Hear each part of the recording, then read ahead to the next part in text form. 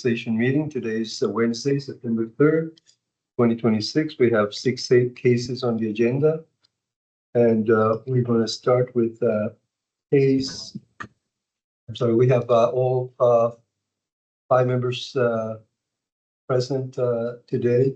Two of them are virtually, Ms. Dooley and Mr. Hoffman. We're going to start with case number 1700807A at 1550 Clarendon Boulevard. And Mr. Harmon is representing the. You can start with your 8 minutes, Mr. Harmon. Yes, thank you. So this is the Cortland Arlington Apartments and Courthouse. On this one, the basis of the appeal included income and concessions specifically. Annetta was very generous and she did take a look at that and did make a downward revision. So I do thank Annetta in the county for looking at the income and making that adjustment. The remaining issues to discuss today are the parking income and the operating expenses. Both of these issues are underpinned by Virginia Code 58.1-3295.1. We're all familiar with the statute. It does require the board to consider actual income and expenses, including vacancy, collection loss, and concessions for multifamily properties. For the parking income, this property earned $92,000 in parking income in 2024. The initial assessment imputed no parking income. The county revision almost doubles that, coming in at $177,000 in parking income. We request that the board impute the actual parking income that the property has reported over the past year to be in accordance with Virginia law. If this property does see an increase in parking income in 2025, the owner will be happy to pay it in the subsequent assessment when the assessor picks it up. Next, the property reported operating expenses of $1.96 million in 2024. The initial assessment came in just right at this figure, imputing operating expenses of $1.98 million.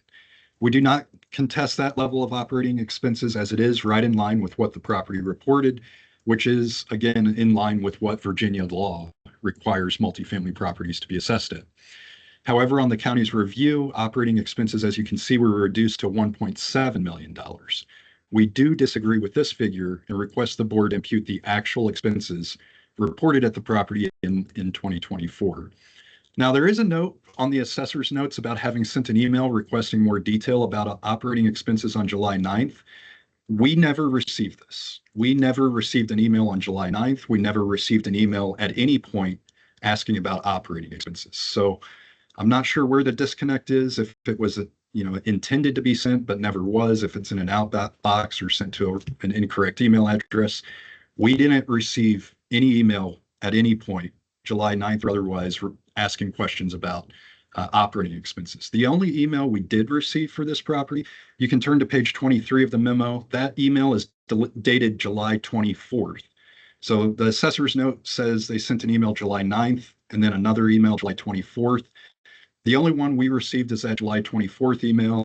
It requested an itemized tenant rent roll. It made no mention of either operating expenses, made no mention of any prior requests for information. So this is the only request we received, and we did provide a timely response to that, as you can see on page 22. There's also this January 9th email requesting operating expenses that's claimed by the county. It's also not included in the packet. So I wasn't able to verify that they sent it.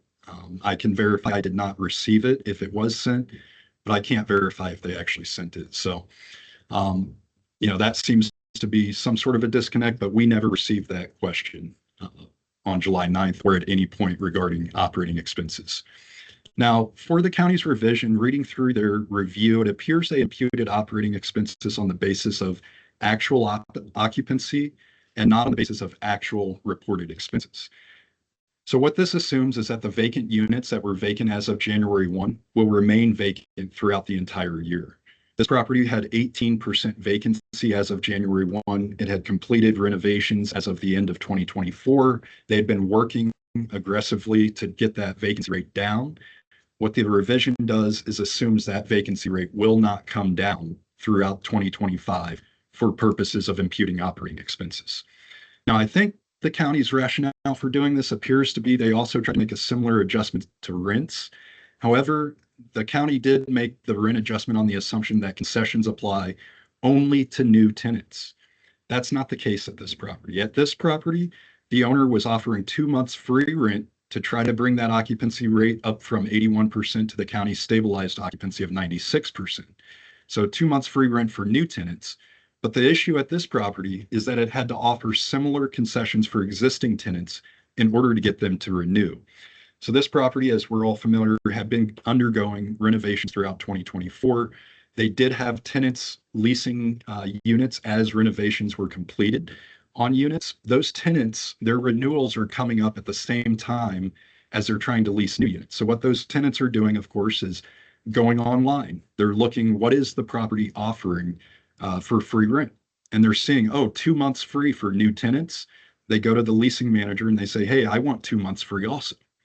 The owner has had to offer concessions to existing tenants to get them to renew because that occupancy is still at 81% as of the date of value. So they've kind of run into this scenario that's not uncommon among multifamily properties. It's kind of a doom loop where if you don't get to stabilized occupancy prior to those initial leases renewing, then you have to start offering concessions on those renewing leases because renters in this county are savvy. They're able to look at the property's website, see what concessions are being offered, and negotiate with the owner to get those concessions on their renewals.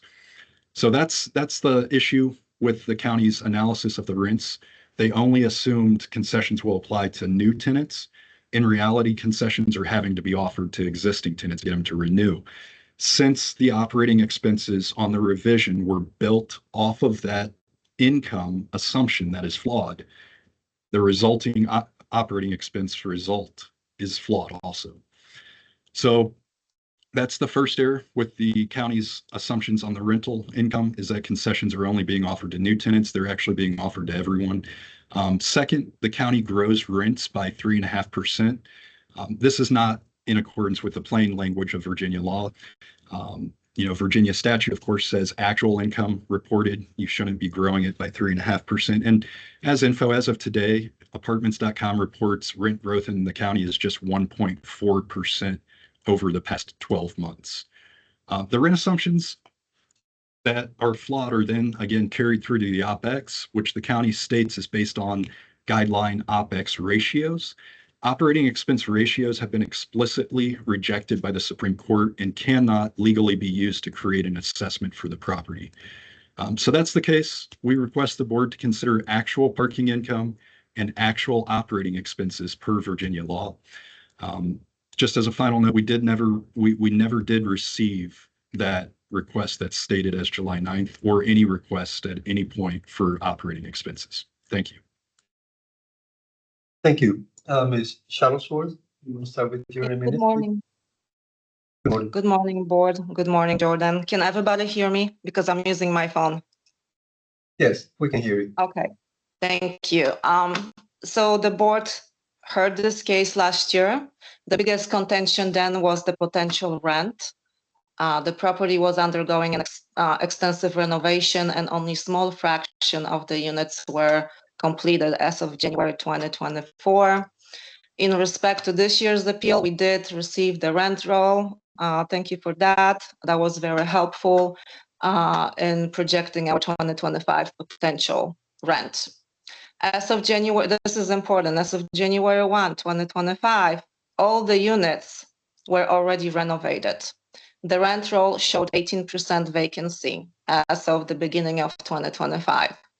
According to the appellant, the property was offering 2-month free rent, which we did consider. When we look at our rent projections in column F and the appellant's rent projections in column H, we can conclude that both DREA and the appellant were pretty much on the same page. We were even slightly below the appellant's projections. Also, our EGI was about $22,000 below the appellant's projections. Now we are getting to the operating expenses, and here's where the rubber hits the road. Just to comment on Mr. Harmon's remarks regarding my email, the copy of that email of me inquiring about expenses is actually included in BOE package. It's page 20 on my end. I'm not sure if the board can see it, but I can definitely see it on my end.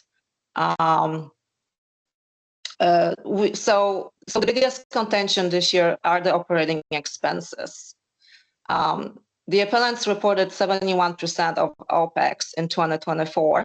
And we also do know that throughout the entire 2024, the property was undergoing significant renovations. And the area of our concerns were the reported 2024 miscellaneous services in the amount of $471,000 and other quote unquote admin expenses in the amount of $185,000. We were concerned that some of the capital expenditures related to these renovations throughout 2024 were captured in those figures.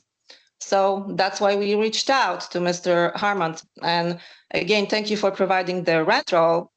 We would be very appreciative if we could hear any comments regarding the operating expenses, the miscellaneous and other expenses.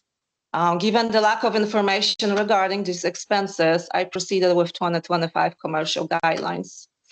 And I do want to point out that last night I did realize that I applied $10,139 per unit, which in fact should have been only $9,259 per unit, as the property is the high-rise apartment, not a mid-rise.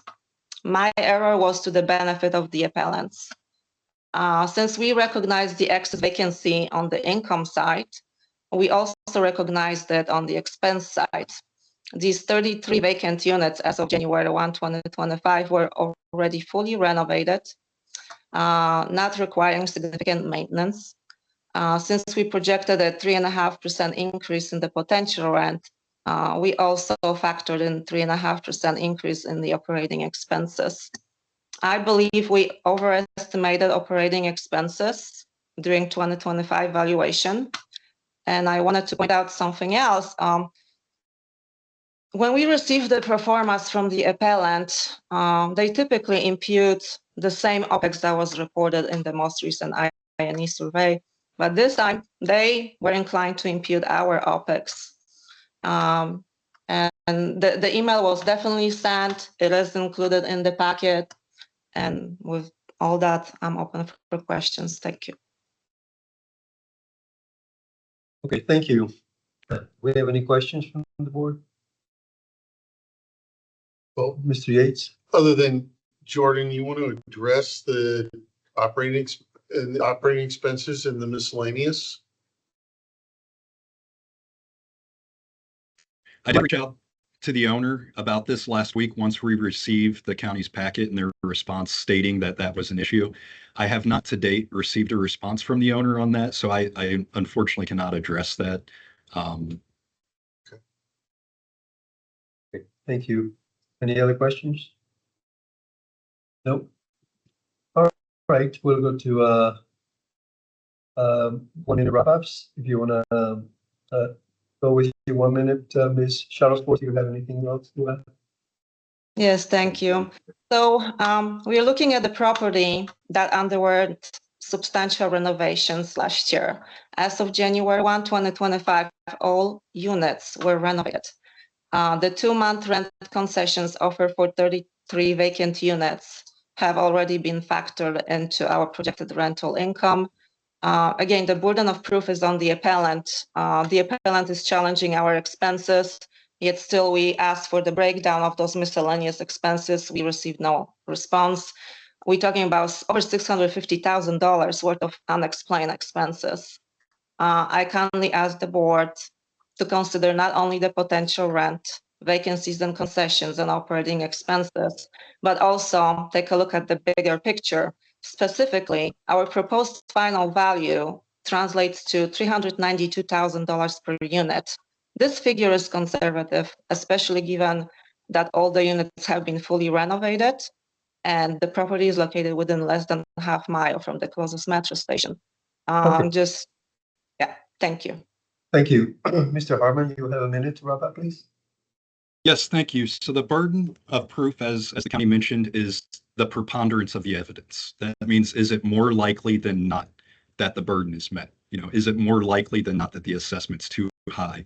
So looking at the 3 assessment comps that the county provided in the packet, we noticed that those rents at those 3 properties are 17% higher than the rents at the subject property on average.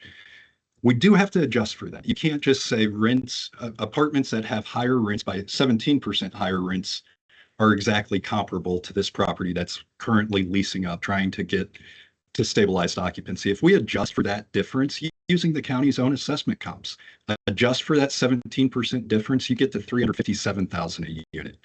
Now, 7 apartment properties sold in 2024, those were at an average rate of $374,000 a unit.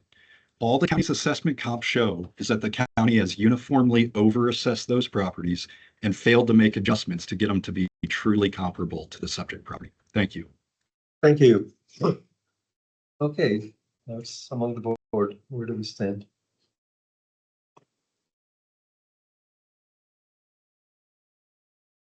All right, I'll start. The revision is better than the 24 GPI. I hear the issue on expenses, and I think the county was pretty logical in what it came up with.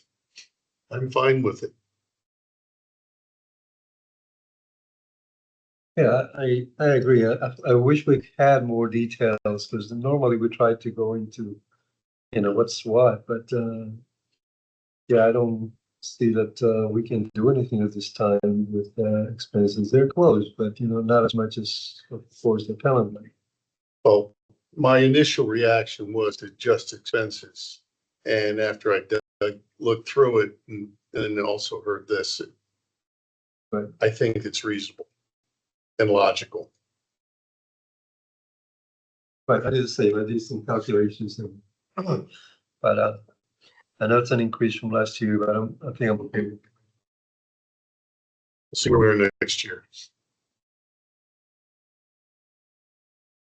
All right, not having any other comments, I'll go ahead and move that we confirm the assessment at the revised number of $72,191,100. Do we have a second? 38, all in favor? All right, it's 5-0, it's a unanimous decision, so the assessment is being reduced to the revised number of $72,191,100. All right, Thank you. Thank you, Ms. Shalsworth. I think that's the only case for you.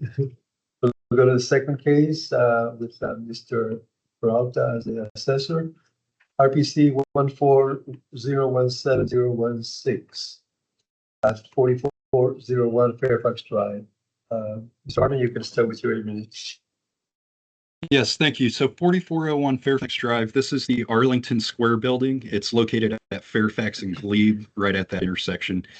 The 2025 assessment is a 5.5% decrease from 2024. That's despite the overall office market decreasing by 11% per DREA.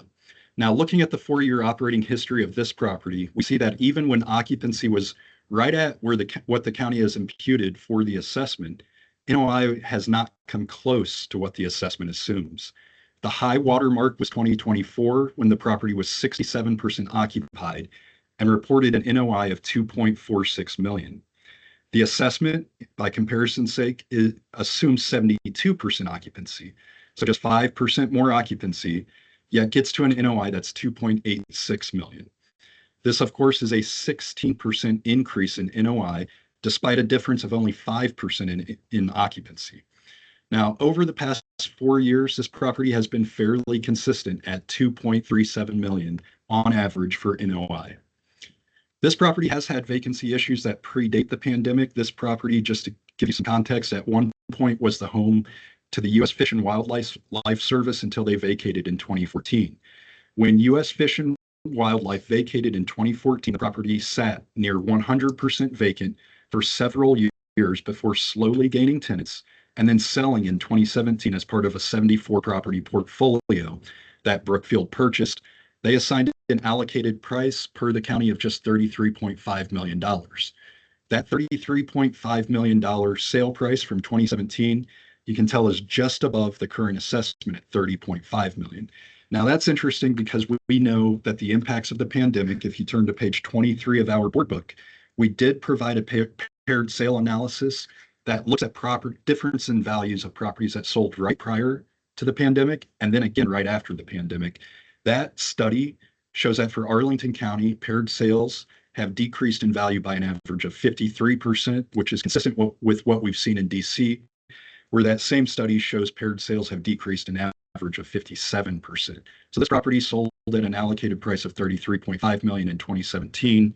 Current assessment is just below that, does not capture the effects of the pandemic. So vacancy at the property, it's the best the property's achieved since 2017, yet it's still only 67% occupied. Because of the ongoing widespread leasing issues at the property, chiefly the inability to lease up to stabilization at market rates in this post-pandemic environment with limited demand, the owner did default on the underlying loan in April of 2023, and at that time the property went into special servicing. So the owner purchased it in 2017, tried to lease it up, pandemic hits, and 6 years after purchasing it, defaults on the loan. Loan goes into special servicing in 2023. So just to recap the issues, U.S. Fish and Wildlife did occupy the building until 2014, at which point they left, taking it to 100% vacant. The owner undertook extensive renovations in 2014, which were completed in 2015, sold in 2017. The loan on the property for that sale was taken out in 2018. And then just 5 years after the loan was taken out, the owner defaulted on the loan, which at the time of default, the loan had a balance of $14.9 million outstanding. So at the time of default and transfer to special servicer, the owner decided that it's not worth the $14.9 million that's remaining left on the loan. $14.9 million, by the way, if you do that on a per square foot basis, comes out to $103 a foot. This is very comparable with nearby sales that have occurred. A property across Glebe at 4601 Fairfax sold in August of 2023 at $104 a foot. That property had similar occupancy at the time of sale. The property across Fairfax from this property sold for $102 a foot, also with similar occupancy. So that $14.9 million loan balance that was defaulted on, it is in line with recent sales of comparable properties, comparable in age, location, and occupancy. The owner decided it's not worth that in this current market. They had spent 6 years trying to get it leased up, renovated it, couldn't get it leased up. It's not worth $102 a foot is what they had said by defaulting on that loan. Current assessment, again, 30.5 million, just a 5.5% decrease from 2024. Property sold for 33.5 million in 2017. The assessment is just below that as well. What this means is that despite the owner's best efforts to make the property work, as of 2023, it wasn't worth that 14.9 million. Brookfield, the owner who defaulted on it, is one of the largest property owners in the world. If they couldn't make it work, that is telling of where the market is. The fact that the county's model comes in double what the owner valued it at is telling about the county's model. The market's not missing the market. The county's model is missing the market. Now, why has this property struggled and why did the owner decide it's not worth that $15 million outstanding loan amount? Well, we have some idea. Mr. Peralta and I have inspected this property twice, in October of 2021 and again this past June. We found the reason for the low occupancy is not for a lack of effort on the owner's part. It's primarily the property's location. You know, the first rule of real estate, location, location, location.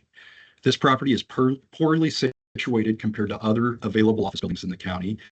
It's almost like it's side street retail. It's simply not as desirable as comparable properties due to its location, yet it's still being valued based on pre-pandemic leases that put the value in line with better situated properties. We see this when we compare the pre-pandemic leases to the post-pandemic leases signed in the past 2 years. Overall leases at the property average $43.50 a foot, while the four most recent leases at the property averaged only $37 a foot. This is clear data showing the impacts of the pandemic on office leases at secondary locations. Pre-pandemic overall, $43.50 a foot, then you go to post-pandemic, $37 a foot. That's a market decrease. That's hard data that we have showing the impacts on the leasing market because of the pandemic. Now, I do want to note the county makes an error on page 2 of the memo by stating office leases average $48.59 a foot. There is not a single office lease in this building, either pre-pandemic or post-pandemic, that is at this level. Every single office lease is well below that stated rate of $48.59. The overall average is $43.50. The post-pandemic most recent 4 leases are at $37 a foot. So in order to gain any traction in the market, the owner is having to decrease the rental rate to less than $37 a foot. Now, what impact does this have on the value of the property? The county's expert, Peter Korpak, states in his expert report that was prepared for DREA that properties that have leases in place at above market rates, such as the case at this property, need to have an upward adjustment in the cap rate to compensate for the future loss of NOI. If you have above market rents, that means upon renewal, the tenant's either going to negotiate back down to market or they're going to leave to go somewhere else to get market rates. So NOI with properties that have above market rents, such as the subject, are known to be going down in the future. That's risk to the income stream that must be accounted in the cap rate. Thank you. Thank you. Good morning, Mr. Peralta. You can start with your 8 minutes. Yes, thank you. Good morning. 4401 Fairfax Drive is an 8-story office building located a block away from the Boston Metro. Looking at the history of this property, columns A, B, C, and E, you'll notice again the county stresses how these I&Es are reported, where the vacant square footage is not accounted for as far as income is concerned. The county does retest or reconstruct in column E1 what that potential rent should be or could be. In column E1, we are inputting all the agents' data points as far as their rents. They're projecting a $37 per square foot rental rate for the vacancy, for the vacant square footage in the property. The original assessment was only computing $34 per square feet for the original assessment. And looking at the rents on the property, the office leases average $43.49, and the retail leases average $52.17. The original assessment at $41 for the office and $50.65 for the retail is supported, given what the 2 data points I mentioned regarding the rent roll for 2024. Looking at the original assessment versus what the appellant's pro forma is stating, columns D versus column G, you'll see that the net operating income, when you compare the 2, line item 20, is within, I believe, $23,000 of each other. Actually, the pro forma that the appellant is stating is much higher, or is higher than what we originally had in our 2025 assessment. So the main points that I'd like to bring to the board is the appellant is using a higher per square foot rate for the vacant square footage in the property. They're using a higher, or actually a lower vacancy as of 1/1/2025 than the original assessment. So the county's original assessment overstates the vacancy. When looking at the projections, we're understating the gross potential income of the property, and we're overstating the expenses that the property is actually reporting. If you compare what they reported in column E for expenses, they're at $8.64. The county's original assessment is at $9 per square feet. Overall, when looking at how the county projected this NOI for 2025, it is under projecting what the potential gross income should be if you compare columns D to E1. Again, imputing the appellant's numbers there as far as the vacant square footage and accounting for the actual income that was received for 2024. Again, looking at the original assessment, we're coming up with a value of $30,514,100. the appellant is about 5 million less than that. Looking at, again, the excess vacancy below the line, the appellant is using a larger per square foot rate, so thus deducting slightly more than what the original assessment has shown. But again, if you correlate that with the potential gross income that the county projected, we're under projecting that figure by $3, about $3.17 when you compare the appellant's $37.17 versus the county's $34 per square foot. When looking at the overall, I guess, cap rates that the county came up with in our guidelines, again, I like to hit a few high points. Our range is 8.25 to 11. Corpex average came in at 10%. And again, there was an increased sales in DC that was included in the Corpex study. RERC 9.26 on average, PWC 8.87% on average. We did make substantial adjustments. I can go over those with the board if there's any questions due to that. And looking at the sales that did occur, there was about 6 sales in the county that occurred in 2024, 2 of which occurred late December 2024. There was another sale of a distress sale, and also, other 2 sales that came in at an average of about $600 per square feet. With that, I would like to ask that the board confirm the original assessment at $30,514,100, and we're open for questions. Thank you. Thank you. Any questions from the board? No questions? No, right. We'll go to Rob Pabst. Mr. Peralta, if you have anything else to add, you have a minute.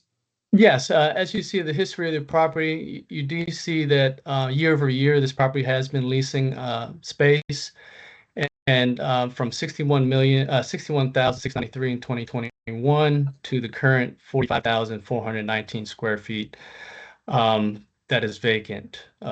Again, the original assessment overstates the vacancy, understates the income, overstates the expenses, and based on the test, it is well supported, given this information that I mentioned previously. Thank you. Thank you. Mr. Harmon, you have a minute to wrap up, please. Yes, thank you. I agree with Mr. Peralta. I would like to have a conversation with the board regarding cap rates and sales in the county. I would like to flesh that out at some point instead of just in our limited time trying to discuss it. He seems to be hanging his hat on 2 sales that were non-arm's length transactions, not reflective of market. They were owner occupants. Once you control for that, you see the assessments are 43% higher than the 2024 sale prices. So there is clearly an issue with the county's model. In fact, the county's model has not accurately assessed a sale property for the past 3 years running. For the past 3 years, every market sale has come in well below the county's assessment. It is clear the county's model cannot capture the current risk in the market like it's supposed to.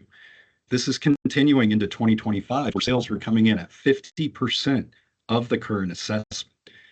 It's largely due to not controlling for risk, not adjusting the cap rate, not having a bigger DFL. Now, on this property, OpEx assumed no change year over year. The assessment only decreased 5.5% year over year. Thank you. Thank you. Okay, it's on the board now. What's the stance on this one? I'll go ahead and start. I know that we've talked extensively about cap rates, but I think this is the only issue in this case that I can see. All the numbers that are pointing, in favor of the appellant from the beginning. I think the assessment was pretty much on point. So I'm totally okay with the original assessment.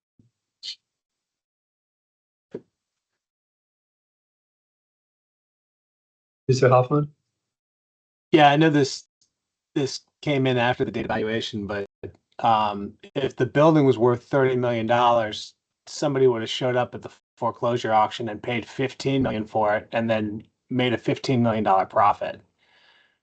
That didn't happen, so the lender had to take it back. Lenders don't like operating office buildings, which means that this building's probably worth around the unpaid loan balance, if not lower than, in that $100 square foot range.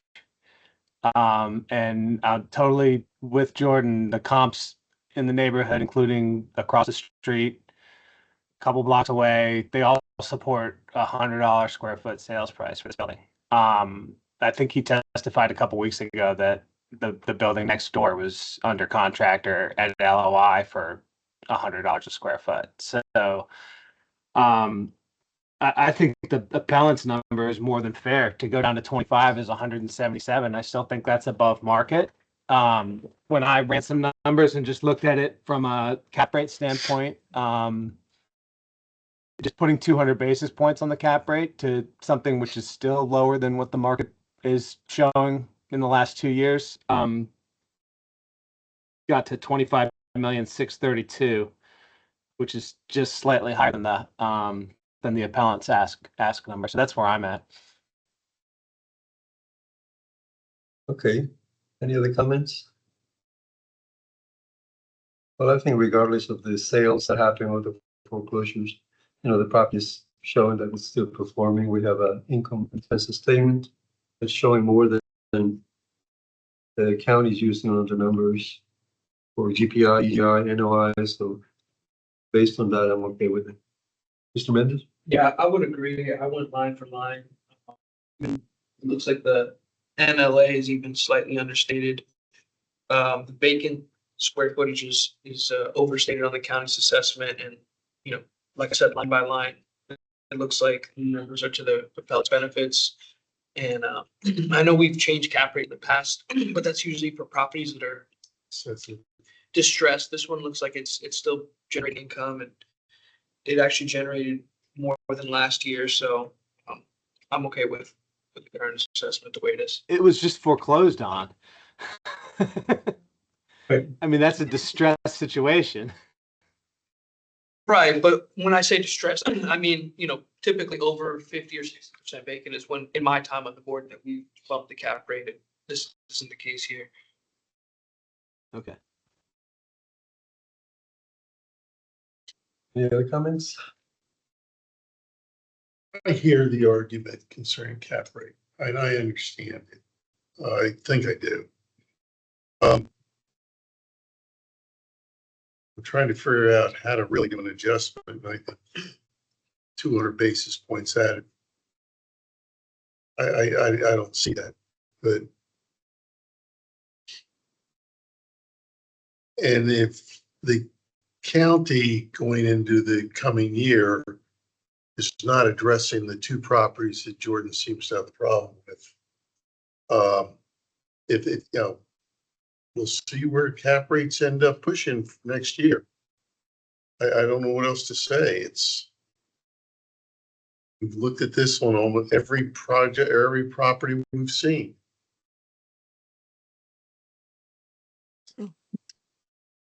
Ms. Dooley? Yeah, excuse me.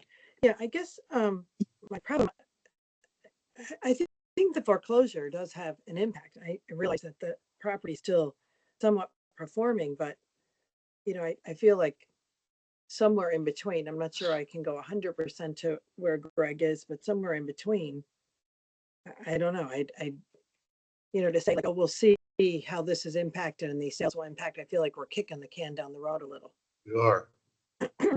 All The location is definitely a real issue too. It's on the wrong side of Fairfax Drive, and you're basically on the other side of a highway when you try to get to the metro. That's why the tenants are not that great in that building. They're lower quality tenants. But to me, I don't know. Foreclosure not necessarily persuaded me to make changes based on just the sales price. You see the same on a home. It could be worth $1 million. It sells for $500,000. Does it mean that it's only worth half? No, it's not. That was the loan amount, and people didn't just didn't show up at the auction. I've been at auctions many times, and there are two, second, third trucks that are involved sometimes. So that's why I'm not really putting a lot of weight on it. I think the property is performing, and I think that's to me more influential.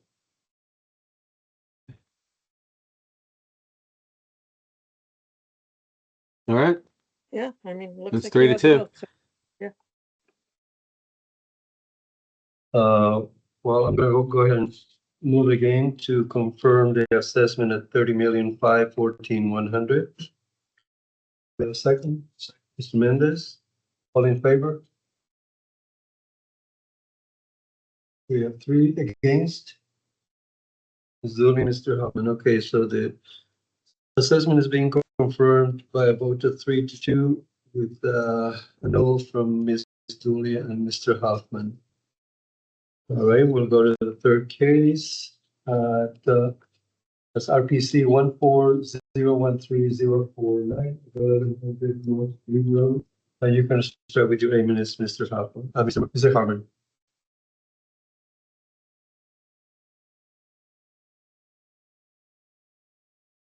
Your microphone is off, Mr. Harmon. Thank you. So 1100 North Glebe, it's a 316,000 square foot office building. It's in the office park at the northwest corner of Glebe and Fairfax, right there by I-66. The current assessment represents a 9% decrease from last year, which is less than what Drea tells us the market overall decreased. Despite this property actually being in worse condition than the overall market. The property is in a secondary location in Ballston. It also has the largest tenant in the building, Jacobs Engineering, who occupies some of the best floors in the building. They're paying rents that are well above market, and they're known to be vacating.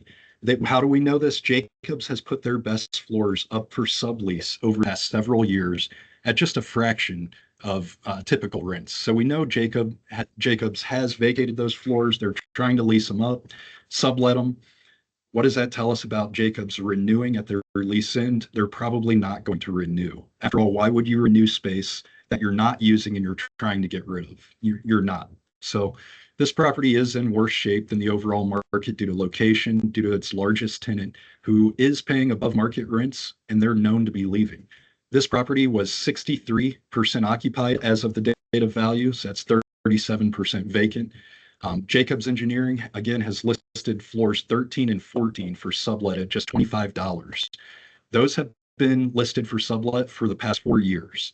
So we've known for 4 years, or any potential buyer, if you're coming and looking at this building and saying, okay, let me look at the income and expenses, let me look at the rent roll, how am I going to value it? How am I going to see what income stream there will be at the property going forward? You're not going to look at Jacobs Engineering and say, yes, I'm going to be getting these above market rents indefinitely. You're going to look at Jacobs Engineering and say, they're going to leave. I'm going to have to re-tenant that at lower rents back to market. So any new tenants, this also means that any new tenants that come to the building, they're going to have their choice between fully built out sublet space at $25 a foot or leasing directly from the landlord at the CoStar advertised rate of $31 a foot. These rates, 26 and 31, compare with the assessment and the test, which are both at $36 a foot. Secondly, knowing that Jacobs is going to vacate, again, they've been paying above market rent. Their rents are at $55, $58 a foot. As we saw at the property right across the street, for the prior case, the most recent leases at that property are at $37 a foot. CoStar's advertising rates at this property at $31 a foot. So we're going to have the largest tenant who's paying $55, $58 a foot reset to either $31 a foot or at best $37 a foot, as we've shown at the last property. This means that when Jacobs vacates the lease rate on 25% of that NLA, that's going to reset down. Assuming a new tenant signs right away at the advertised rates, that means the property is going to face a deficit between $1.4 and $1.9 million on a going forward basis. Since the assessments assume the property will earn the above market rent on this space going forward, we again need to make an adjustment somewhere on the assessment to account for that risk. The county's own expert, Peter Korpax, states that where a property has above market rents in place, such as this one with Jacobs Engineering paying $55.50, it means that those leases will reset upon expiration They'll either reset to market or they'll reset to zero because the tenant leaves and goes somewhere where they can get market. That means that there is risk to the income stream. We're valuing the forward-looking income stream. Looking forward at this property, we know it's going to go down. We know it's going to be between a 1.4 and a $1.9 million hit at best. Corpex says when that happens, either go down to market rents or make an adjustment to the cap rate for that known risk. As it stands, the assessment assumes a cap rate of only 9.4%. We heard Mr. Peralta testify that the average Corpex rate was 10% in the last case. Why is this one better than average? It's 37% vacant. It's in a secondary location. We know that the largest tenant is actively trying to leave. They've already vacated floors. That rent will reset. How is that better than average? This compares, again, with that range of 8.5 up to 12.2 and the average of 10% in the Corpex report. So essentially the assessment stating that this property is in better shape despite all those issues, the higher than average vacancy, and the tenant that's paying the highest rents in the building known to be vacating. In this case, it is appropriate to use a higher cap rate due to those risks. In support of this, we can look at the property right next door, directly next door, 4601 Fairfax Drive, sold in August of 2023 at $103 a foot. Comparing the two properties, each of them are at 60% occupancy. 4601 Fairfax was 60% occupied with GSA as the largest tenant at the time of sale. The subject property is 63% occupied. GSA was known to be vacating 4601 Fairfax. Jacobs Engineering is known to be vacating the subject property. In this case, those are comparable. Occupancy is comparable. Effective age is comparable. 4601 was built in 1986. The subject's a 1989 build. Both of them, same age, same location, same occupancy. Both of them are losing their largest tenants. The one right next door sold for $103 a foot. The current assessment on the subject is $256 a foot. It's simply unrealistic in the market as we stand today. The market, by the way, has continued to decrease since August of 2023. We're still not at the bottom. So over the rest of 23, over all of 24, the market continued to decrease, yet we have that sale of that comparable property right next door at $103 a foot. Now, I've shown 2024 sales several times, showing that the current 2025 assessments came in on average 43% higher than those 2024 market sale prices. The county does not dispute that. The county's only response is to claim all three sales were redevelopment plays, which is simply not the case. There's no evidence to support that. 1616 Fort Myer, the board has heard that case from the other appellant, the owner, 2 years in a row. They've heard testimony from that appellant stating that redevelopment is not feasible because they tried it, they couldn't get it approved through the county. So that one is not a redevelopment play. Now, 4075 Wilson, another sale from 2024. Well, we have that on appeal. Hopefully we'll hear that sooner rather than later so we can present the facts of that sale and the marketing efforts that went into that. That property is also not a redevelopment play. This property sold as an operating office building with no intent to redevelop. The current assessment came in 72% higher than that sale price. That property has leased up more space since selling. It's not a redevelopment. The final sale from 2024, 3865 Wilson, sold as an operating office building with no plans to redevelop. Again, they've actively been trying to lease up. The assessment for 25 came in 35% higher than that 24 sale price. Those are not redevelopment sales. Those need to be included in the county's analysis. You can't simply dismiss every sale that's at a low value and say it's a redevelopment.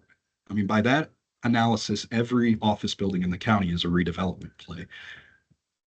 So we've seen this trend continue in 2025.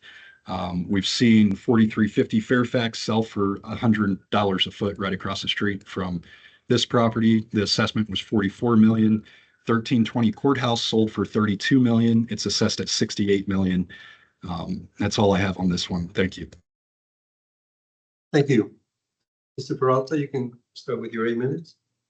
Yes, thank you. 1100 North Glebe.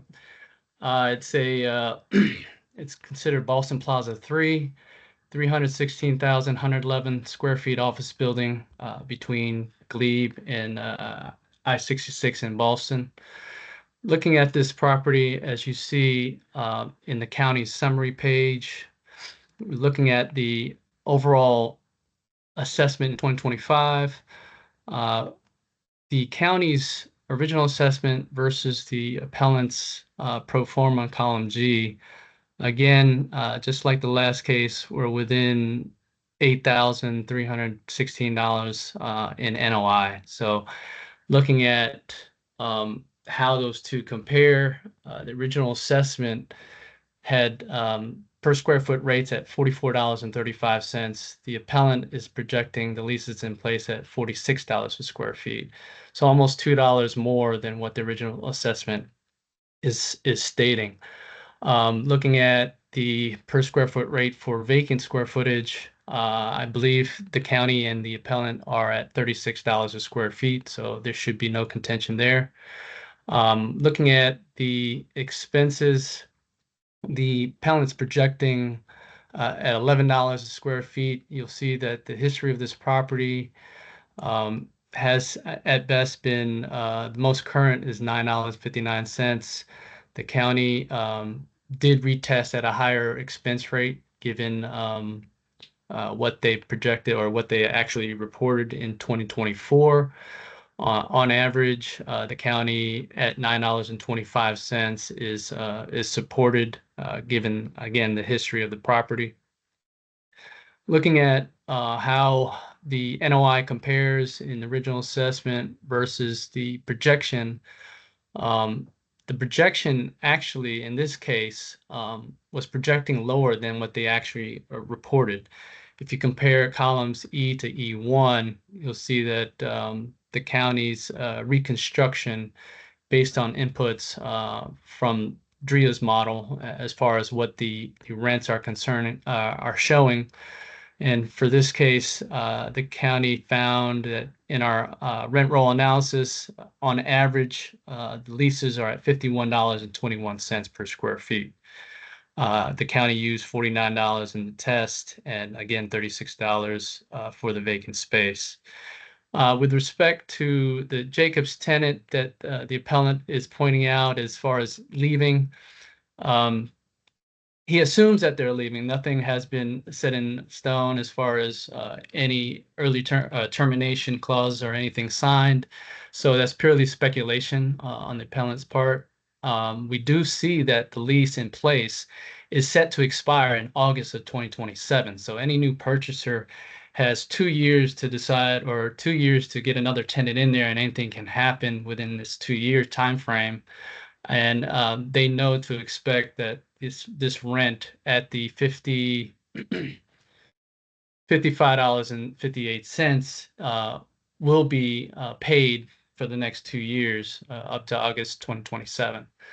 Looking at the most recent leases signed in this property, we do see that there was a tenant on 1600, Suite 1600, for almost 17,000 square feet at a rate of $48 per square feet based on the rent roll received. That's about a 7-year lease there. So looking again back to the summary sheet, we do see that the original assessment is capturing about 97,280 square feet vacant. We did find in the retest that there was more square feet vacant of about 17,516 square feet. Now, after retesting, we did find that the value increased, again, based on those actual income that we did receive in the 2024 INE. And so we projected higher based on that analysis of the rent roll. So we did come up with a higher assessment, a higher value, I should say, than the original assessment, about 5%. Again, given the new or the most current rent roll and income that we received through the 2024 INE. So with that, we do ask that the board confirm the original assessment at $80,786,400, and we're open for questions. Thank you. Thank you. Any questions from the board? No questions? Okay. We'll go to wrap-ups. Mr. Peralta, do you have anything else to add? Yes, the sales that the appellant had pointed out, 4601 Fairfax Drive and 1616 Fort Myer. 4601 was purchased by Penzance. As we see in the county, on other properties that Penzance owns, there was actually redevelopment for those other properties. We do see that there's a proposed apartment for 4601, and then 1616 Fort Myer. That was a sale on with a major site plan amendment that was they're requesting modifications to zoning. So these two, we do feel that there's a redevelopment in amidst for those two sales. So with that, we do ask the county to confirm the board to confirm the original assessment. Thank you. Thank you. Mr. Harmon, you have a minute to wrap up? Yes, thank you. So what makes sense most for this property? You're struggling to lease up, which, by the way, that 17,000 square foot lease Mr. Peralta mentioned, failed to mention that's some of the sublet space. Somebody came in and took some of the Jacobs Engineering sublet space. So that wasn't a new lease, new to the property. It was at $25 a foot for sublet space. That is in concrete that Jacobs is not going to be occupying that space. Highly unlikely that Jacobs will renew it at $55, $58 a foot if they're subletting it for 25. That just doesn't make any sense. So this property, if you're the buyer of it, how are you going to value it? The property next door, similar occupancy, similar age, similar tenant known to be leaving, you're saying it's a redevelopment. It's worth $100 a foot as an existing office building. That's going to be the same here. Now, final note, the assessment assumes operating expenses will decrease in 2025 from last year. That makes no sense. We know that inflation is ever present in the market. Additionally, the assessment did increase income based on higher occupancy, but made no corresponding increase to expenses for higher expenses that will come with that higher occupancy. Thank you. Thank you. Okay, it's among the board. Where we stand. Mr. Mendez? This is pretty similar for me to the last case in the sense that the numbers, they look good. I know I believe it's Jacobs will be vacating the property, but that's all the way in 2027. Mhm. So they're still going to receive another almost 2 years of rent. So, and even in the past, we've heard tenants leaving the same year, and we still traditionally have said, they could renew, they could, for whatever reason, stay at the property. So this is 2 years out. So with all that said, I'm okay with the fair assessment. Yeah, I agree. I think it's a prediction that, it's speculative that, anything could happen within a year, actually. So I'm okay. I think it's pretty similar to the previous case, except this one has no foreclosures, no other issues that I can see. So I'm totally okay with the original assessment. I think it's a little low compared to the income and expenses statements, but I'm okay with it. Ms. Dooley? Yeah, I agree. I mean, I think the tenant or the appellant's actual testimony said, that the tenants may vacate, the rent, the rents will reset. And certainly I think this one doesn't give me as much angst as the last case, but the assessment will reset as well. I mean, when it gets to that, but if we're talking 2027, a lot could happen on both sides of it. So I'm fine with the county's assessment. I agree. Anything else? Nope. All right, anybody would like to make a motion on this? I'll move that we confirm the county's 2025 assessment at $80,786,400. I'll Okay. second. Ms. Dooley, second. All in favor? Against? Mr. Hoffman, you're against? That's Okay. correct. Okay, thank you. So it is a vote of 4-1 with Mr. Hoffman with a no. The assessment is being confirmed at $80,786,400.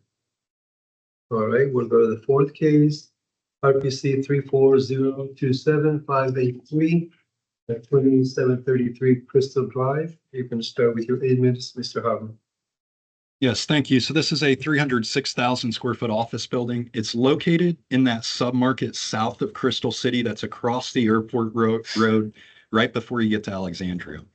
The 2025 assessment for this property represents less than a 7% reduction from last year, despite the overall market per DREA decreasing 11%, all things equal. This submarket, it consists of about 10 office buildings, one of which is fully occupied by Lidl as their North American headquarters. Amongst these office buildings in this area, south of the airport access road, north of Alexandria, vacancy was 48% as of the data value.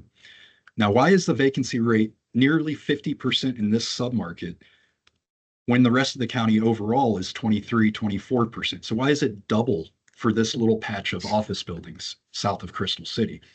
Well, it's location, location, location. This submarket is a tertiary location when potential tenants are selecting buildings to lease. If you're in charge of the leasing decision for your company and you have Arlington to look at, the primary market's going to be RB corridor. Secondary market's going to be National Landing. If you don't find anything in either of those, you're going to look at this submarket last. This submarket, again, has 48% vacancy because it is not metro accessible and it lacks many of the amenities that better located properties have. Properties that have neighborhood restaurants, an abundance of neighborhood restaurants, local shopping experiences. There's none of that here. You're kind of isolated down south of Crystal City. You have to drive to get anywhere. Despite this 48% vacancy rate in the submarket and the lack of new tenant interest, the assessed rental rates are still on par with those other more desirable locations. So in reality, if you're the leasing person in charge of leasing space for your company, what are you going to do to choose to lease at this building as opposed to Ballston or Roslyn or Crystal City? Well, if the rents are all the same as the assessment is assumed, they're assuming $39 a foot and $36 a foot, which is quite similar to what we just saw in Ballston. What's going to make you choose this property over those better located property? Well, concessions. The owner is going to have to offer you aggressive concessions in order to remain competitive with those better markets at market rates. If you want to choose this building that's not metro accessible, doesn't have the restaurants, doesn't have the shopping, but yet has the same face rents, you're going to have to get those concessions to get that rent down effectively. The market has told us this. The market has told us decision makers, when they choose where to locate their companies in the county, they've decided not to locate in this submarket, which is why the vacancy rate is 48%. The only way this property has been able to maintain its tenancy is by offering those aggressive concessions. As of the date of value, as I'm sure you all read in the appeal, the property had over $7 million in outstanding concessions on the books as of January 1 that will be paid over the next several years. How does $7 million in outstanding free rent factor into the valuation of this property? For starters, we know that it must be accounted for under Virginia law. I've shown the textbook stating outstanding market concessions must be accounted for. Looking at the county's rent roll on page 5 of the memo, we see that 2 tenants are highlighted as signing or renewing in 2024. A third tenant is not highlighted, but did renew also in 2024. That was MWAA. Probably should have been highlighted. They renewed effective October of last year. Collectively, those 3 tenants are due just under $7 million in free rent as of the date of value. Those leases show MWAA will not pay rent in 2025. MWAA on that lease that began October of 2024 has 20 months of free rent. They will not pay rent until July of 2026. The county's assessment has put them in there paying rent, has not accounted for that, the fact that they won't pay rent for 2024 or a lot of 2026 per the terms of their new lease. Next, Alec, their lease has 18 months of free rent. That lease began in May of 2024. That means as of January 1, 2025, they were not set to pay rent until December of 2025. That has not been accounted for in the assessment. The county puts them in there as paying rent for the full year. They're not going to pay rent until December of this year. Third, Prime Vision's new lease has 18 months of free rent. They are not set to pay rent until June of 2026. So a year and a half after the date of value, they're not paying rent. We heard on the last case, a tenant who's known to be leaving, they'll still pay some excess income until they leave. and the assessment will account for it then. Here we have 3 tenants who will not be paying rent as of the date of value, and the assessment did not account for. So this is the flip side of the last case that we heard. We knew a tenant was leaving. We knew rents would reset. Here, we know tenants aren't paying rent, and the assessment still hasn't accounted for it. So we do need to account for this per generally accepted appraisal practice. This is 6.9 million approximately in outstanding free rent as of the first of the year, has not factored into the rent roll analysis on page 5, has not made its way into the final assessment. If we factor in what these tenants will actually pay in 2025, we see that average office rental rate drops to $23.60 a foot. Once you add in the required uniform vacancy and collection loss rate of 28% for this property, we see the average rental rate in place, what is expected to be earned for 2025 is only $17 a foot. The assessment assumes the property will actually earn $28 a foot. This discrepancy is because the assessment fails to account for concessions in place in accordance with Virginia law and generally accepted appraisal practice. These leases are indicative of what it requires to lease space in this submarket. It requires aggressive concessions, and these concessions must be accounted for in the assessment somewhere. These concessions on those 3 leases, I've spelled out what they are for free rent. That amounts to a 15% discount from the face rents on those leases. So while face value was at $44.93 a foot, once you factor in the 15% discount that was secured in the negotiations for those leases, that face rent comes down to $38.19 a foot. Adopting that approach, that spreads the effect of concession lease, so you don't have large dips and rises year over year as concessions are incurred and burned off. After required vacancy loss, that number drops to $27.50. Alternatively, we could look at these 3 new leases and see that there are, between the 3 of them, set to pay just $46,000 in rent in 2025. What this means is that NOI is projected to sharply decrease for 2025 from prior years. MWAA, for instance, paid 10 months of rent in 2024. MWAA will not pay rent for any of 2025. That's going to change. If you're the buyer of this property, you'll value that once they start paying rent. It's the exact reverse of the last property. The board adopted the stance that the assessment and a buyer would value that once they stop paying rent. It's the exact same logic on this one.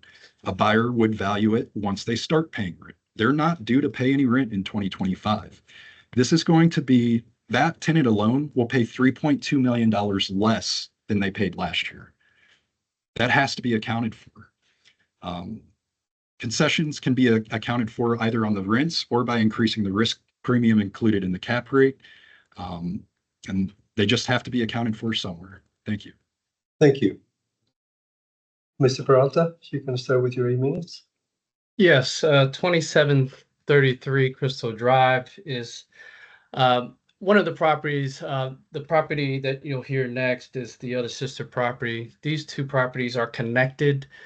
They're located there in Crystal Drive. They recently had renovations done. I believe 13 million plus on the other property, about 11 million on this property, if I got that correct. The county did ask for an inspection of the property, and we were denied. We visited the other property, and we're trying to do both properties at the same time. I believe Mr. Harmon had an issue with policy where, they didn't allow us to view the property. I did, however, go into the lobby and was able to take some photos, and comparatively, we did see that this property, along with the sister property, did renovate the lobby areas. We did see that it had a similar build, if you will, as far as finishes. And another point is they removed the dividing wall between the 2 properties and built a fitness center between the 2 properties, so that there was a divisor wall. And so essentially, these 2 properties are one and the same. They are connected. They share the amenities. They did similar renovations, from what I can tell, based upon the breakdown of the information that Mr. Harmon and the property owners gave me as far as what was done to the properties. This particular property, 2733, is LEED certified gold, if I'm not mistaken, and the other property is LEED certified platinum. So with those certifications, it does demonstrate that this property, as well as the other property, have increased the comfort level of the tenants, and thus decreasing some of the expenses that you would see that in properties that didn't have that certification. So that certification is sort of demonstrating that this property is efficient in some of the cooling and the other amenities, so to speak, for this property. Now, looking at the history of the property, you'll see that in prior years, this property has leased up year over year, from 92,914 square feet to the current 76,957 square feet. The county's original assessment overstated that vacancy of about 819 square feet. And it's interesting to point out that although the property is leasing up, and you'll see that from last year to this year, 23 to 24, the INEs reported an increase in income, whereas the original assessment is projecting a decrease of, again, 7%, as Mr. Harmon stated. Comparatively, when you compare that income, we do see that the county's original assessment is within 154,000 of the appellant's pro forma's NOI. So when you look at, with respect to Mr. Harmon's concessions argument, the county is conservative in that sense, because when you compare those two variables, the NOI, no matter what the different variables the county versus the appellant has, we're somewhat agreeing to the overall NOI of the property. And then when you compare that original assessment's NOI to the actual income received, we're, I believe, $260,000 less than what was reported in actual income.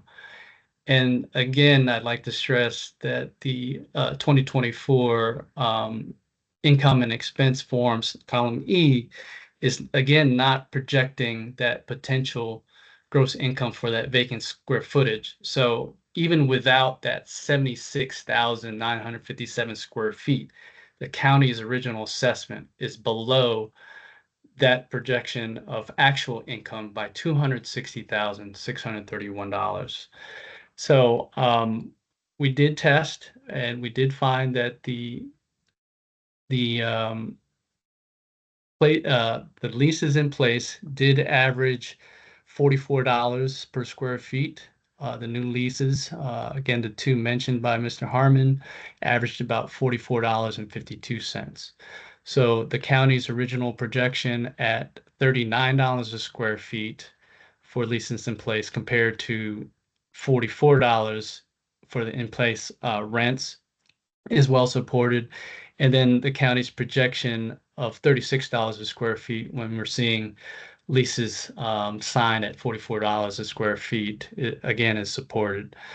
Looking at the expenses, the county did increase expenses from last year to this year, based on that history, where they're averaging about $8 a square feet in expenses.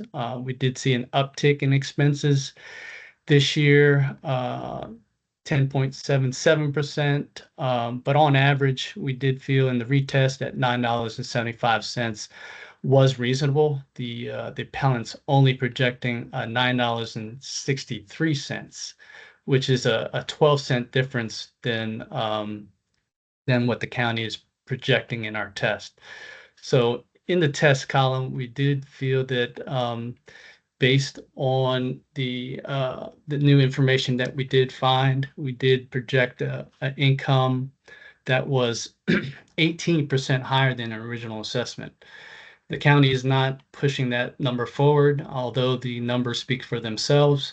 We do ask that the original assessment be confirmed, but also without the inspection, there was an issue of the effective age of the property. We did see that in the other property, the sister property, we did bump up the effective age. Originally, it was built in 2006, based on the renovations and the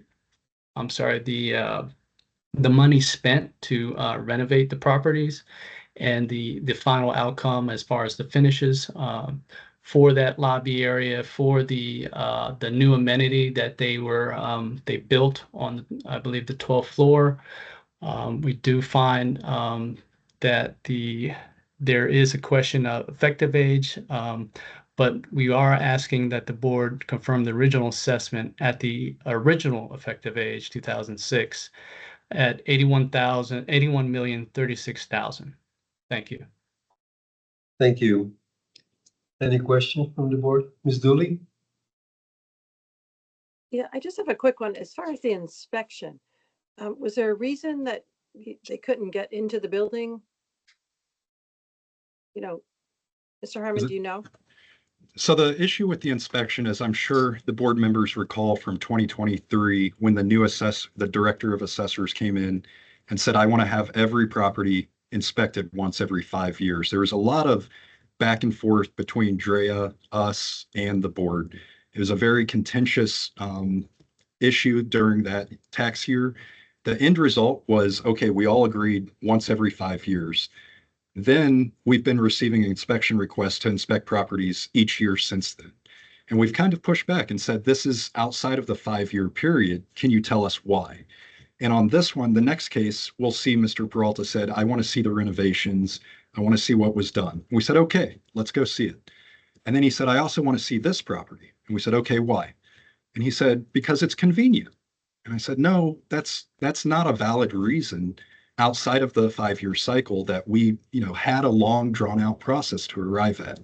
So that's the reason. And at the end of the inspection of the next property, I did mention to him, if you can give me a valid reason, an articulable reason to see the next property, we'll come and show it to you. But outside of that, we're not just going to inspect because it's convenient. We're going to stick to the 5-year cycle. All right, thank you. Mr. Yates? Robert, I understand the $44, but how do you react to the issue of the discounting of those new leases and having what's equivalent to, as Mr. Harmon said, a 15% impact on them? The leases that are, I guess, in question, as they report the income, they also report the concessions, and they haven't reported any concessions in the last 3 years. They're reporting 1.3 million in this year, 2024. The county is and does account for those concessions. As you see, the appellant's pro forma, they're including those concessions in the rates, and then using the county's methodology to deduct another 28% from those rents, and still coming up with an NOI similar to the original assessment. So I don't think that's really an issue as far as, comparing what those concessions are and what the county originally had in the assessment. So what you're saying is that that discounted spread over time is counted in that 28%. Correct. And also in the rate that we choose. So originally we understated those projections at $39 per square feet. As I mentioned, the rents for this property are at $44 a square feet, and then the retest accounts for that as well. Okay, so the gross 39 and then discount or the concessions in the 28%. Correct. And if I may, that gross 39, if that's a $5 discount from the 44 a foot that's in place, if you multiply that by the occupied office space, that comes out to 1.1 million as a concessions accountability. If you look at what was reported last year, 1.4 million, so it's below that. If you look at what's on the books going forward, it's right under 7 million, so it's well below that as well. Okay. Still off. Mr. Hoffman? Yeah, so Jordan, on the rent roll, there's like 40,000 square feet that's listed as holdover. Can you elaborate on what the situation is there? So a portion of that, and I can find out, it would just take me a second to find out if it's all of it, but a portion of that is MWAA's lease. The owner had a remeasurement of the property at some point recently. MWAA renewed their lease effective October of last year. Well, upon the remeasurement, the owner, due to changes in the outfitting of the suite and just remeasurement methodology changes from the prior time to this time, found out that MWAA was actually occupying more space than they had leased. And so to rectify that, the renewal is a 12-year renewal. And what they negotiated and ended up agreeing on was at the midway point of that renewal, we'll increase the lease space to the correct number, correct current number. But in order to, come to a fair agreement, we'll let you have the current lease number for the first half of that renewal. So I believe that's most, if not all of it, is related to that tenant. Well, there's one that's not listed, the MWA, it's United States of America, and there's 2 suites, 800 and 900, and then it just says holdover under the lease. Both on the I'm sorry. counters. Yeah. Okay. So those, I believe those were GSA, just, they haven't renewed. They're just on a holdover basis. So they're still on holdover? As far as I know, yes. So they have no obligation to pay beyond today, right? Like if they vacated tomorrow, they're done paying rent. Correct. I believe law is the default is month to month. Once you're on holdover Month to month. status, it goes to So month to month. they would pay through the end of September. For all we know, they get an executive order that says move out and they're gone. Yeah. Rob, do you have them in under the vacancy or do you have them in under the leased space? It's under lease space per the rent roll. Okay. So the cap rate on that income is essentially a speculation that they're going to continue to pay that holdover rent indefinitely.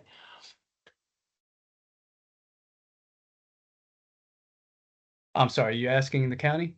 Yeah. Could you ask it again? I'm sorry. Yeah. So the assumption, they use the phrase extraordinary assumptions in appraisal methodology. So the extraordinary assumption would be that the GSA or the United States of America will continue to pay that holdover rate for 40,000 square feet indefinitely. Not quite indefinitely, but we do look at it year over year. Looking at other holdovers, I believe the stipulation is they pay higher than what they originally been paying in rent to hold over and keep the space. So it's not, we are capturing it as, it states in the rent roll, but also we'd have to look at that holdover, I guess, clause or agreement, if you will, which usually constitutes a higher rent, if I'm not mistaken. It does, but you've applied a cap rate to it, right, to get the value of the building, and that's a shorthand for all the future cash flows, assuming that rent roll continues into the future. Yeah, sure. At a lower rent than what we're projecting, or actually should be projecting, is what I should say. Okay. All right. Mr. Harmon, I have a question in reference. It's a follow-up on the inspections. I know that the county may have this agreement with the owners to do an inspection every 5 years. But I think, once you appeal a case, and a lot of these cases come up with issues that, their leases are either reassigned or subleasing or different things like that. Don't you think an inspection should be allowed every Absolutely. year? Absolutely. And that's what I told Mr. Peralta. I said, tell me why you want to see this. And his response continued to be, well, because it's right next door. And No, there was that's not he accurate. asked, he goes, what if I have a question about the rent roll? And I said, ask the question and we'll address it. And he didn't have a question. But see, So that's the in issue. the interest of time, I did not review this case prior to reviewing the other case. So I do cases one at a time. And in the interest of time, I'm very busy with respect to office cases. And, it He was asked questions about both Mr. properties Harmon is very together. adamant about Mr. not Philip, letting one me at a into time, the okay? property, where it was kind of awkward. We're having an argument in front of the property manager, and I didn't think that was necessary. I mean, like you said, I'm sorry, like you said that Mr. Penaranda, upon review, the county is able to request these inspections. Last week, Mr. Harmon berated me for not asking for an inspection within the 5-year period for another property. But here, they clearly did not want me on the property, on the premises for this subject property. And unbeknownst to me, these renovations of over 11 million wasn't on my radar. It wasn't on my radar until I they believe the sent me question was the addressed to me, breakdown, so if I can address the it. breakdown of those renovations for this property. So, And Mr. Panarenda, if I may, I believe the question was addressed to me. Mr. Peralta asked questions about both properties and commingled the questions, as you can see on the emails, beginning on page 32 of the appeal. So he was reviewing both of them, asked questions about both of them together. I had to untangle which was which, try to keep them separate. And then he knew before the inspection, I said, give me a reason. And he said, convenience. I go, no, give me an actual reason. He never came up with one. At the inspection, he said, do you really want to go down this path of not allowing me to see this building? And I said, yes, without giving us an articulable reason, a new lease, those issues you mentioned, Mr. Penarenda, a new lease, renovations. Give me something. Don't just say, because I'm here, I want to see it. He was never able to do that. We've got to follow policy. That was hard fought, very contentious. They want to reopen it, that one every 5 years inspections. I understand, We're but going to stick to it. why would you need a specific reason? I mean, I've shown up properties without a specific reason on properties that are appealed, and I just walk through the properties and do an inspection or take them out, take a look at them. So Because I don't know why you need a specific reason to say yes or no on an inspection when assessors there. inspections are not required by law. This is a request, as Mr. Peralta stated. They have been making requests to inspect properties year after year after year, the same property, no changes to the property. I don't know if it was a documentation error of not remembering they inspected it the prior year, but we've been receiving multiple inspection requests for the same properties with no changes. That's part of the reason for taking a stand is if you give an inch, you give a mile. There is no articulable reason for the inspection on this property. Okay, thank you. And I'd like to clarify that in referring to the once every 5 years, if you don't mind. Sure. The policy is not that we're only going to inspect once every 5 years. The policy was more in line with making sure that our information is updated and current. So at minimum, we would like to see a property once every 5 years, whether it's appealed or not. But the reason is that, if there's an appeal filed each year, there's a chance that the appraiser would, request to see that property. We fully understand that it's not required by law, but if we need to see a property and see if there are any changes or ask any questions about it, we're going to ask for an inspection. The reason being that there's an appeal filed and we're on an annual basis. So it's not a maximum of once every 5 years. It's a request, per the information submitted. And we don't inspect every property every year, but we do have requests annually upon appeal. So, And as Mr. Dubé said, Okay, if there's I'm gonna jump questions, in there here. were no I'm questions. sorry. Mr. excuse Harmon, me. I think Mr. you've already Harmon, made your point. I asked the original question about it. It's asked and answered. I think that we can have some conversation with all due respect, Mr. Penaranda, in the discussion, but we're getting off on a tangent. Yeah, no, I understand. Here, so- We already touched on the issue and I got the response. Thank you. Any other questions? No. Okay, we'll go to wrap-ups. Mr. Peralta, you have a minute to add anything else? Yes, thank you. Again, this property has been leasing up year over year. They ingested another $11 million to help with the amenitizing the property. I believe with the inspection, we could have seen, I believe from the notes that I saw and what CoStar is showing, another amenity that the property didn't have last year or in previous before this request for inspection was made. And again, unbeknownst to the appraiser, these renovations weren't known, but had the inspection happened, we could have confirmed all the renovations and compare that to the next property that you'll hear today. Thank you. Thank you. Mr. Harmon, you have a minute to wrap up this? Yes, so this property, you know, we hear the county's whole case doesn't address concessions. It's just this inspection. Well, the concessions are the issue. Concessions and how do you account for them? The board just adopted on the prior case the stance that once a tenant stops paying rent, the assessment will account for it. Here we have the reverse. We have 3 tenants not paying rent in 2025. The assessment hasn't accounted for it. I would ask that the board apply the same logic as the last case to this case. Those 3 tenants, only one of them will pay rent at any point in 2025, and it's for 1 month only. The other 2 tenants won't pay any rent. Those 3 tenants collectively will not pay $4.7 million in rent. That's on the books, but will not be earned. We ask the board take that into consideration, especially in light of the rationale for the prior case. Alternatively, we can look at the cap rate because that is a risk to the income stream, in addition to GSA being on holdover status and being liable for leaving at any point. Expanded gym doesn't make up for those risks. Thank you. Thank you. Okay, it's among the board now. We got the answers that we needed and see where we stand.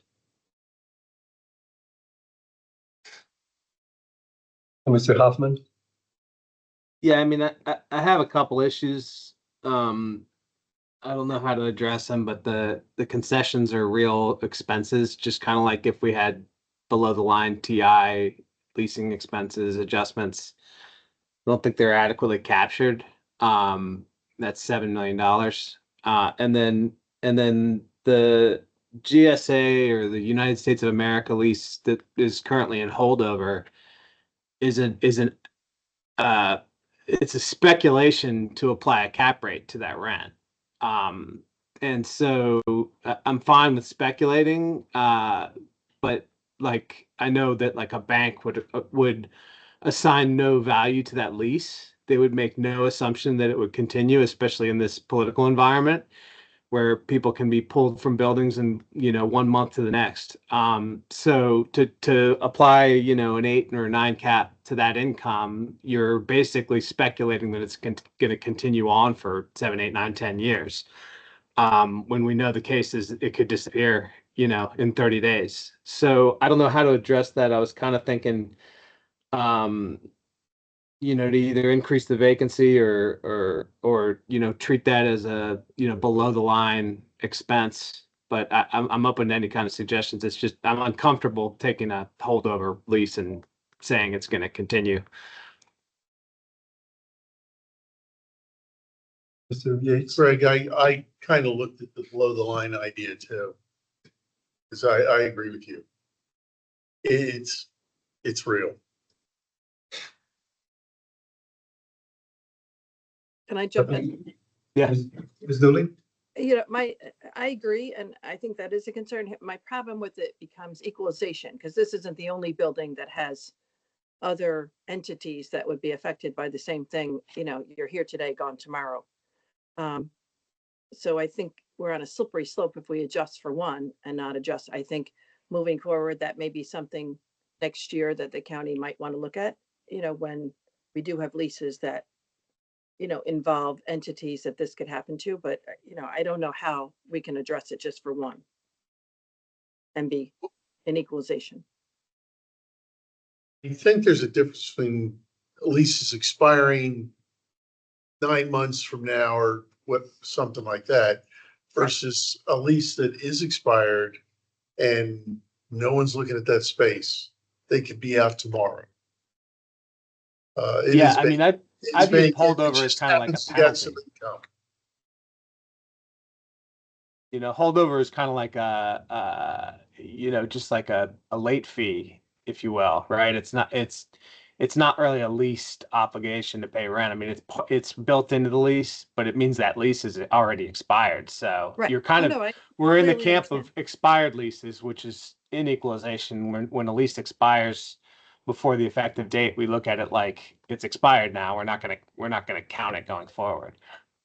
It is vacant and it has the property has some other income coming in that is an indefinite period of even happening.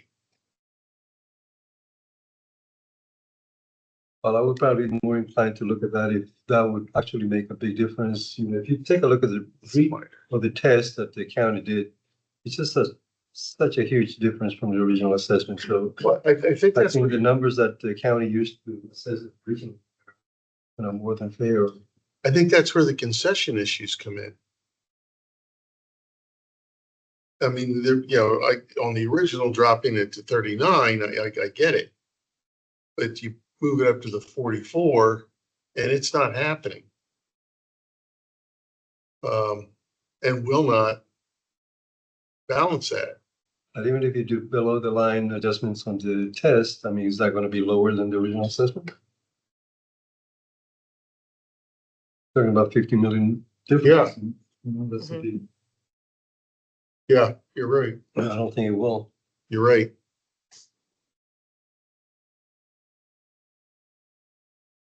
So I'm okay with the original assessment the way it is for this year.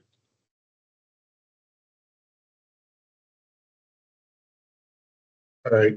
Anything else? No. All right, I'm gonna go ahead and move that we confirm the assessment for this year at 81,036,000 even. Wait a second, Mr. Mendez, all in favor? We have 4 against. Mr. Hoffman is against, so it's a 4-1. The assessment is being confirmed at 81,036,000 even. We're gonna go to the 5th case, RPC 34027584 2777 Crystal Drive. You're gonna start with your 8 minutes, Mr. Harmon. Yes, thank you. So this building is connected to the building that we just heard, except the difference is it's fully vacant. It's fully vacant since early 2022 when GSA vacated. The only tenant is a ground floor coffee shop that's not paying any rent. They're on a % rent contract. The owner has not been able, part of that % rent is contingent on leasing up the building. The building's completely vacant, no interest in the market. The owner has told us they're not even getting tours. If they get any tours, they're just not interested. So effectively, completely vacant. The office is all vacant. They have a ground floor retail tenant not paying any rent. Looking at the operating history of this property, you can see that it has been negative each of the past 2 years. NOI has been negative. That means the owner is paying over $500,000 just to own the fully vacant building, and that's before any real estate taxes. This is what is expected going forward for this completely vacant building that is also in that submarket that has overall vacancy of 48%. There's simply no demand for this product in this location. In order for this property to lease up, it's going to have to be tenants who, don't sign leases in the RB corridor, don't sign leases in Pentagon City and Crystal City, or take massive concessions in order to get them here. There's just been no interest. Those submarkets been 48% vacant for several years running now. This property's been completely vacant since 2022. Now, the main issue I want to discuss on this property's assessment is the tenant improvement cost required to build out the vacant space. The vacant space at the building is all shell condition.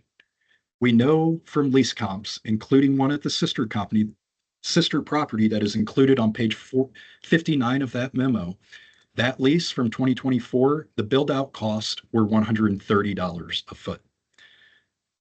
We know at a minimum, that's what it's going to take to build out this shell conditioned space to market quality. The assessment assumes only $90 in TI allowance. Mr. Peralta and I did inspect this property in December 7th of 2023, again, August 5th of 2025. The purpose of the recent inspection per Mr. Peralta was we were told that it was to view the full building renovations. It implied that Drea believed the entire building had been renovated, and in fact, on the inspection, standing on a shell floor, Mr. Peralta tried to claim it was renovated. We've included pictures Following that inspection, that show every floor is cold dark shell. Mr. Peralta didn't get off the elevator to see that. I don't know if he can test it, but it's all cold dark shell. Renovations had only been made to the lobby and a fourth floor outdoor terrace. Those were the only changes between our 23 inspection and the most recent inspection. Everything else remained as it was when we last saw it in December of 23. Again, there's pictures of each floor clearly showing the condition. Those are beginning on page 17 of the memo. So we have a full building in shell condition. We have a lease, a 2024 lease at the sister property next door showing TIs at 130 a foot. The assessment assumes only $90 a foot in TIs. Now, Mr. Peralta did adjust that on his review to acknowledge the shell condition of the property. Yet this adjustment on the test was more than offset by a couple of other aggressive changes to the assessment. First, the effective age was adjusted based on that lobby having been renovated. That lowered the cap rate from the initial assessment to the test. The board viewed many of these in 2023 and informed the county that mid-year cap rate changes due to effective age should not be applied. They should be applied on the subsequent year's assessment. The county knew that this lobby was undergoing renovations. They knew they were complete by the date of value. They could have made that effective age adjustment at that point. The second adjustment that the county made on the test column to offset the increase in TIs on the assessment was to increase the rental rate from $39 to $44 a foot. We just discussed in the prior case, that property had 3 2024 leases. Those leases were at just $38.19 a foot, inclusive of market concessions. So how are we to assume that the sister property right next door signs 3 leases at an effective rental rate of just $38.19, yet this property is going to sign leases at $44 a foot? That's a 15% premium for 2 identical buildings right next door to each other. The sister property has 3 new leases at $38.19 from 2024. The test assumes this property, fully vacant, is going to lease up at $44 a foot. Again, that's a 15% premium that's just not supported by any data in the market. It's an extraordinary assumption. By making that unsupported assumption that this property can achieve rents 15% higher than what's been demonstrated at the property next door in 2024, it's simply not logical in any sense. Yet combined with the effective age adjustment, it has the effect of countering any potential reduction to the assessment that would be gained by increasing the TIs to reflect the shell condition of the property. The third change the county made on the test was to reduce the size of the vacant space present at the property. You can see on page 4 of the county memo that the county states vacant space at the property was 314,000 square feet. However, the county has an incorrect square footage for the 12th floor lounge, as you can see on page 5 of the memo. The county has that imputed at about 7,500 square feet. In reality, it's only 4,500 square feet. We did inspect this property twice, 2023, 2025. The lounge was in place both times. The square footage has not changed. It is 4,500 square feet. So those 3 changes, imputing higher rents on the test, changing the effective age mid-year to get a lower cap rate, and in appropriately calculating the square feet of that 12th floor lounge, that's how the test gets to support the initial assessment, despite acknowledging the shell condition of the property. So to summarize, the assessment imputes rent that is $3 a foot higher than the assessor assumed for the sister property. That property we just saw, by the way, the vacant space was assessed at $36 a foot. The assessment assumes nearly $1 higher than those 3 2024 leases at the sister property. The initial assessment imputes TIs at only $90 a foot on the assumption that the vacant office space was not in shell condition, but then we did verify it on this most recent inspection. The vacant space is in shell condition. We know from leases at the sister property, TIs will be about $130 a foot. The assessment also uses a lower expense rate than the assessor assumed on review. Then on the test, the county's test increased rents to $44 a foot, 15% greater than what 3 recent leases at the sister property signed at. The test reduced the cap rate by making a mid-year effective age change due to lobby renovations, despite the rest of the building being in shell condition. The test also reduced the vacant space at the building by overstating the size of the 12th floor lounge. So those are the adjustments we request of the board, primarily just on the initial assessment, bump those TIs to market rate. which we know is $130 a foot based on the sister properties leases. Finally, the assessment assumes a cap rate of only 8.75% for this property that's completely vacant. It's in a sub-market that's 48% vacant, in a broader market that has had negative net absorption, more tenants leaving than coming for the past 5 years. This property is risky. An 8.75% cap rate is well below what the market would value this property at. CoStar, for this property, as an example, has a stabilized cap rate of 9.32%. This property, again, 100% vacant, no potential of leasing up. Thank you. Thank you. Mr. Peralta, you have 8 minutes to do your presentation, please. Yes, thank you. 2777 Crystal Drive. Again, it's a sister property of the previous property that we heard before the board. When looking at the history of this property, you see in 2021, this property was 100% leased. They generated income about 11 million, 11.2.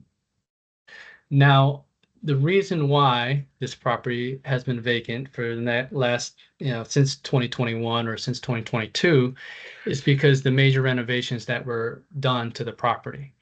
Now, you'll see that I included the CoStar pictures of this property.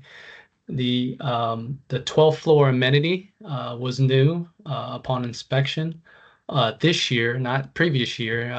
I believe we didn't get as far as all the floors, if I remember correctly, because it was an issue with the hard hats, having to wear hard hats in the building, and so the building was completely demolished down to the walls.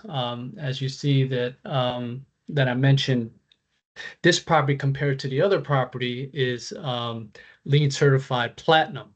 So again, another level higher than what you previously saw in this, in the sister property at 2733.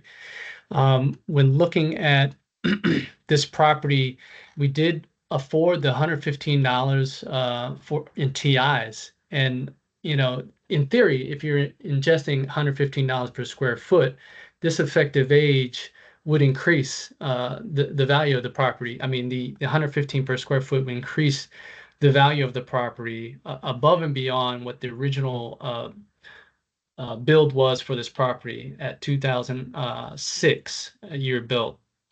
And again, I mentioned they ingested another 13 million in renovations. We did see that there was a new fitness center, a new lobby area. And so that was on the first floor. The fourth floor was that terrace that they also invested in, another amenity, as well as the 12th floor. So they completely gutted the whole building. They started from the ground floor. They renovated the top floor. To get that to the next level of that LEED status, there had to be a lot of infrastructure changes to, the cooling, the heating, everything, the water, everything that is associated with getting that amenity upstairs to that next level. And so I believe that it wasn't noted as far as the specific details that were done to that equated to the 13 million. But, that leads me to believe that getting to that next level again would have to take a tremendous amount of renovations for this property. Now, looking at what we've done as of the first of the year, the original assessment overstated the vacant square footage for this property. We originally stated 326,057 square feet. If you look on the advertisements that were shown, and I've asked, I had to ask multiple times for the rent rolls for this property. Although it is vacant, I still like to see, every floor accounted for. And so the first, email conversation was to get just that, the rent roll. And to see the suite numbers was a subsequent email, and just to keep track of every floor that is vacant and the exact square footage, just to have that as a reference when valuing this property. And we do that with every property. Usually we don't have to ask, but in this case, we did ask multiple times for that breakdown. So there was some question. So looking at the actual advertisement on page 28, it does give a nice breakdown of exactly what is available. And what the rent rolls didn't indicate was the breakdown of each amenity, how much square footage is allocated towards the fitness center. I mentioned earlier on the previous case, the fitness center is somewhat covers both properties. That dividing wall was removed, so there's not a quite specific breakdown of those square footage for those amenities. So in looking at the total square feet of the 11th and 12th floor, you'll see on page 28 that the total square feet is 34,124. And then the available space on the 12th floor was 26,436. So deducting those two numbers, you come up with what I believe is the Altitude Conference and Lounge Center. So that is where that number came from as far as the 7,000 or so square feet for that altitude amenity center on the 12th floor. Looking at the summary sheet, once again, we do see that the test deducted about 11,841 square feet from what we feel that what the original assessment was stating, just to account for the exact square footage that is available. In looking at the rents, when we compared the two properties, the sister property that we just heard and this property, we did see that the rents, asking rents were much higher on this property. We did see that for this property,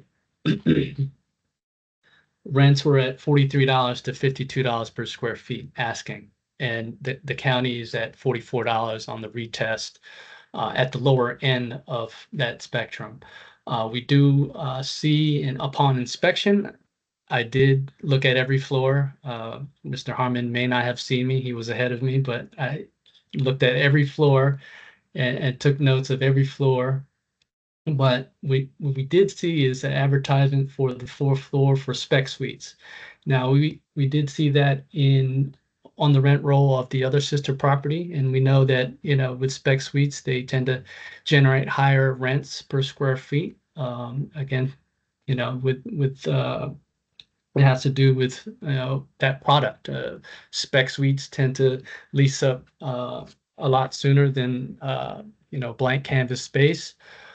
We do see that we are accounting for more per square foot in the TIs in our test as well. And we think it's justified. $45 a square feet for the leases in place. I'm sorry, for the retail lease, it's the same per square foot as the appellant is saying. The retail vacant is the same, $40 per square feet. The only difference is the 36 versus 44. As you've seen in the last property, that we kept that $44 a square feet. I believe it should be higher. As I mentioned, this asking rent for this property and for the increase in LEED certification versus this property from compared to the other property should demonstrate or should command a higher rent in that case. Thank you. Thank you, Mr. Brown. Any questions from the board? No? Okay, we'll go to wrap-ups. Mr. Peralta, do you have anything else to add? Yes. What we originally did in the original assessment and in the test is we didn't project from what the sister property is receiving as far as the pass-through income of the parking. So any adjustments would any new owner would take that in consideration, what they could achieve, and the sister property would be a good indicator of what that might be. So with that, we do ask to confirm the original assessment. Thank you. Thank you. Mr. Harmon, you have a minute to wrap up, please. Yes, thank you. So the issue on appeal is simple. It's what are the appropriate TIs? Mr. Peralta agreed on the test that it's $115 a foot. We have a lease at the property next door showing 130 a foot. Okay, they accepted that on the test column. So then what is the appropriate rental rate? The neighboring property is assessed at $36 a square foot for vacant office space. Initial assessment was at $39 a foot for this property. On testing, it goes up to $44 based on a CoStar estimate we hear from Mr. Peralta. Actual leases signed in 2024 at the neighboring property, 3 of them came in at an average rental rate of $38 a foot. $44 a foot, imputing that based on a CoStar estimate is not appropriate assessment methodology. Page 52 is where photos of our inspection begin. You can see that some of the testimony given by Mr. Peralta is not quite accurate of how the property is reflected. The property is all shell space. There's no spec suites. What they had was a mock-up. It was like a 2x3 poster board saying, we may build spec suites if you want them. So complete. Thank you. Thank you. Okay, it's on the board now. Where do we stand on this property here? I know it's a different one. Mr. Yates, you're Sure. I mean, tremendous. it's 100% vacant. So, and I agree that, I looked through all the pictures. A lot of these floors are in shell condition. So I agree that the TI should be bumped up to 115, but I also bumped up the cap rate 0.5%. So that I came out to 30,997,600. Increase the cap rate to what, 9.25? 9.25, yeah. And then TI's 15. Yeah, I did make the adjustment also. I didn't do anything with the TIs, but I did do the same cap rate of 9.25, but increasing 50 points to it. I think the TIs are also, In the test column, they're at 115 too. So it's justified. Are you using because I'm using the, yeah, I'm using The original. the original column, 115 on the square footage they used on the original for 90. yeah, because And I you were did at use, I 30 did use the million? test. 30,997,600 was my number. And that, Mr. Peralta, you said that, or I'm sorry, Mr. Penaranda, you said that you did just the cap rate? Did you do 50 basis just- points? I did the cap rate on both the original assessment and the test. But by doing the original assessment, it's higher than the test. I think because of the TIs also, but I come up with 36,614,000 by just adjusting the cap rate on the test. Mr. Hoffman, where are you? I'm fine with either one of those.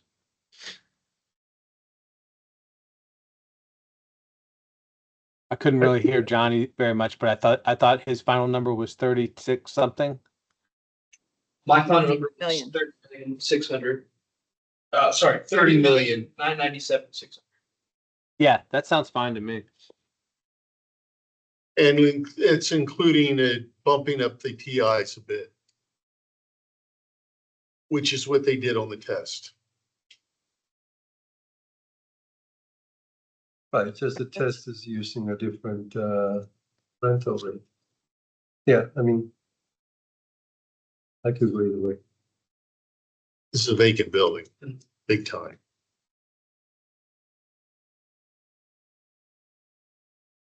Ms. Dooley, where do you stand? Yeah, I guess I could go there. You were at 36 million. Is that after the below the line adjustments? Yes. After the below the line, just using the cap rate of 9.25 on the original assessment. Because Yeah, if well, I it use sounds like- that if I use the cap rate on the original assessment, then it's a little bit higher. I would lean more to the 36 million, 30 million. That's a huge drop, but Yeah. I think the current assessment is too high, so I don't certainly want it to revert back to that. So if the rest of you are at the 30 million, I could go there. All right. You want to go ahead? Yeah, sure. I'm going to move that we reduce the 2025 assessment to 30,997,600 based on bumping the cap rate up by 0.5 percentage point and increasing the TI to $115 a foot. Okay, we have a motion to reduce. We have a second. Mr. Yates, all in favor? Okay, it is unanimous. So it has been reduced to 30,997,600. Is that correct? 30,997,600. Okay, thank you. All right, we'll go to the last case. It's RPC 160330007 at 1525 Wilson Boulevard. Mr. Harmon, you can start with your 8 minutes. Yes, thank you. So this is a 316,000 square foot office building in Roslyn. It's the building that includes the Safeway on the ground floor. As of the date of value, this property was 48% vacant. That's about the same as it was a year prior as well. NOI at this property decreased by $2.5 million in 2024 from 2023. 2023 saw NOI decrease a further $2 million from 2022. So altogether, from 2022 to 2024, this property has seen NOI decrease by 56%, or $4.5 million. Despite this large drop in performance at the property over the past 2 years, the current assessment represents a decrease of just 3% from last year. The county's test column assumes that despite NOI decreasing by $2.5 million in 2024, the value of the property has only changed 1%. Clearly, this property is in trouble and in no way operating better than the market as a whole. This property has seen NOI in free fall since 2022 when vacancy increased from 33% to 44% with the departure of Accenture. Additional tenants were set to vacate at the beginning of 2025, and since then, vacancy has increased to 64%. Looking at our appeal values, you'll see that the property reported NOI of $3.54 million in 2024. This compares with the assessment's NOI of $7.36 million and the county's test NOI of $7.35 million. Both of the county's valuations believe that an investor who is coming in and wanting to buy this property as of the date of value is going to underwrite the property thinking they can more than double NOI in year one. This is simply not feasible for an outdated 1987 property such as the subject in a market that has seen negative net absorption for 5 years running. It's seen decreasing rents year over year, and increasing concessions each of those years as well.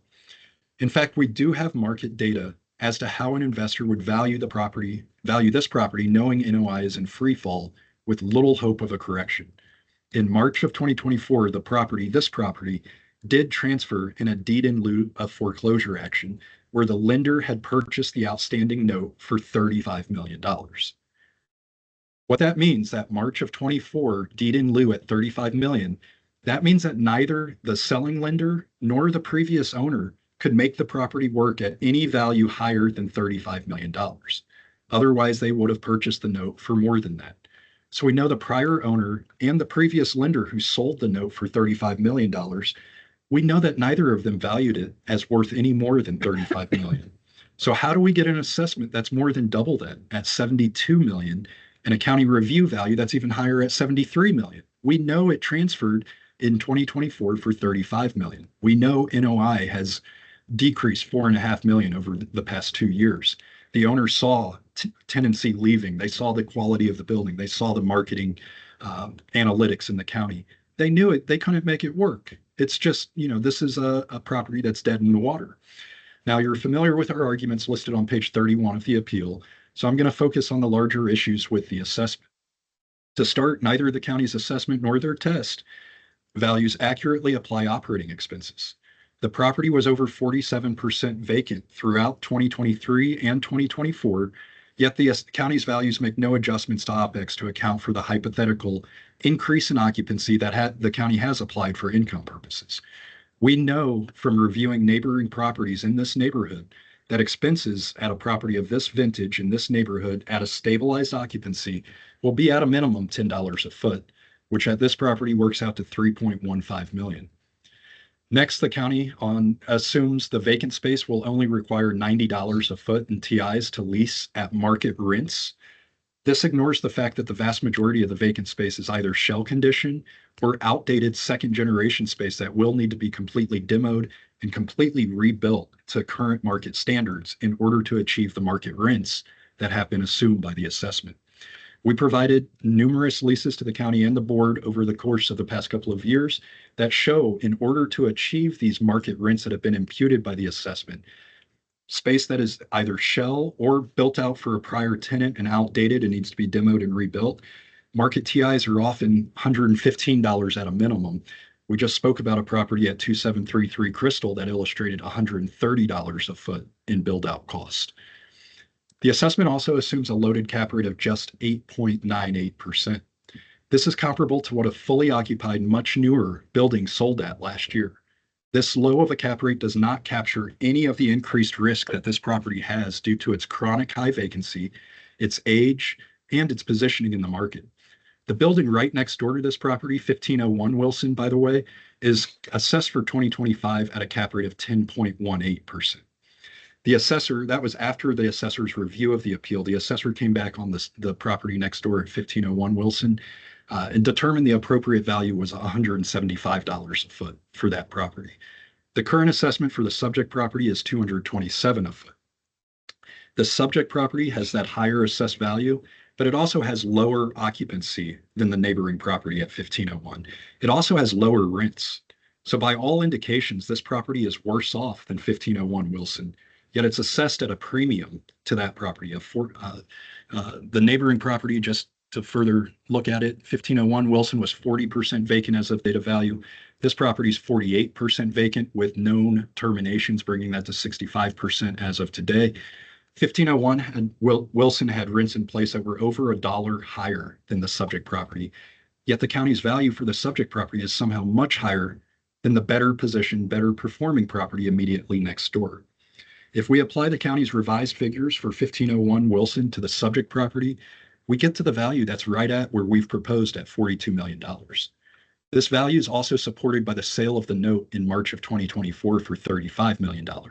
So if we take the assessor's revision for 1501 Wilson, better performing property, better occupied, higher rents right next door, we apply those same variables to this assessment, to the fact pattern here, we get to 42 million. And that kind of lines up with where the note on this property sold for in March of last year at 35 million. So at the end of the day, when looking at this property, we see actual real NOI reported has decreased 56% since Accenture vacated in 2022. Vacancy since they vacated in early 2022 has been right at 40%, 48% over this time frame. Last year's NOI was just $3.5 million. Current assessment is at $7.4 million in NOI. Despite the maladies facing this property and the limited prospects for improvement, the assessment only changed 3% from the year prior. Despite the assessor's office telling us overall, all things equal, the market in general decreased 11%. So somehow this property saw NOI decrease $2.5 million year over year, yet it's doing better than average in the property. No willing buyer would pay $72 million for this property. We know the prior owner wouldn't even pay $35 million for it. The lender didn't value it any higher than that $35 million either. Yet somehow we have an assessment for this property that is in worse shape than the neighboring property next door, and it's assessed 30% higher than that better performing neighbor. The assessment's just plain wrong any way you slice it. Thank you. Thank you. Mr. Peralta, you have 8 minutes. Yes, thank you. 1525 Wilson, as the board is aware, this property has the Safeway located in Roslyn. Safeway is on the ground floor.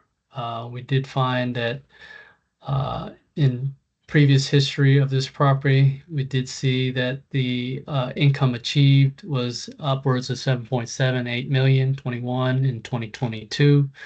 The current assessment is at 7.3 for NOI. When looking at the original assessment, the county did overstate the original square feet vacant of the property. We did find that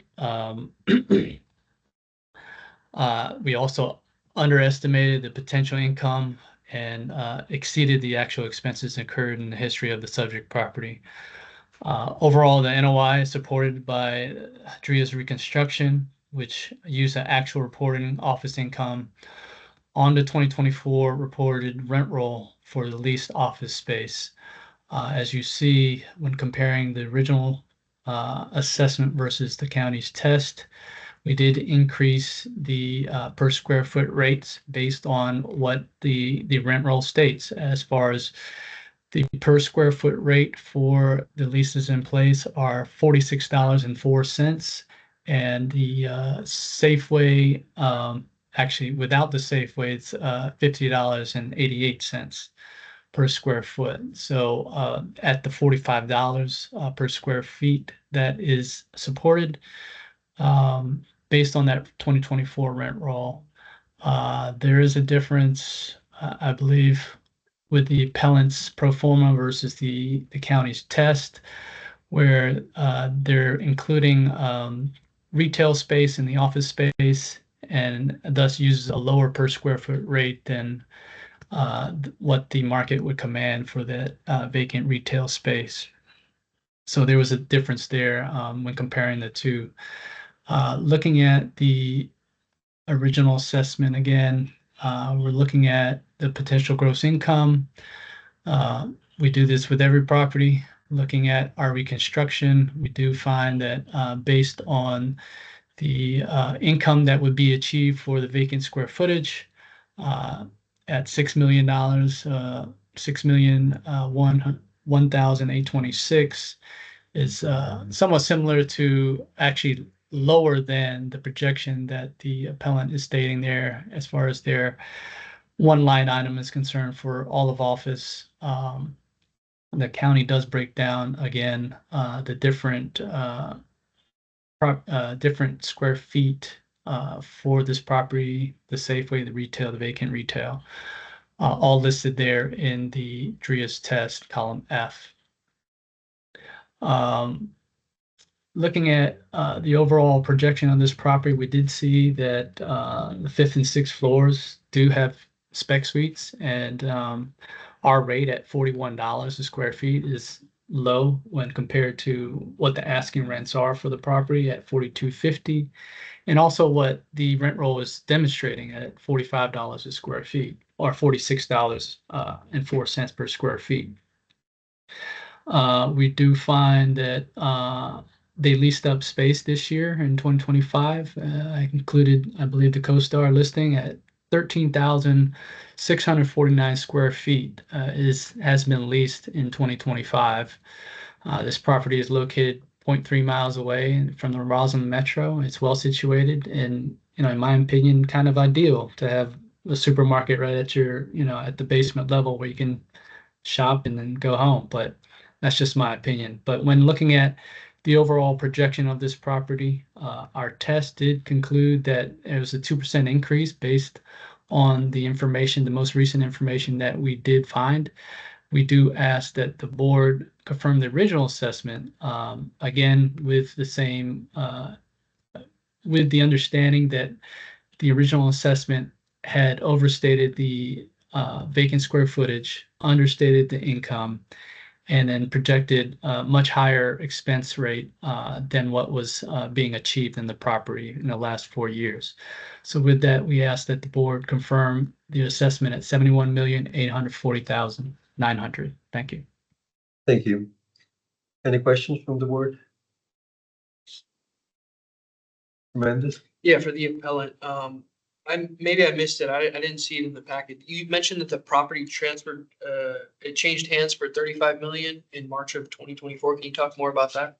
Yes, it was the initial lender foreclosed on it in a deed in lieu of foreclosure action.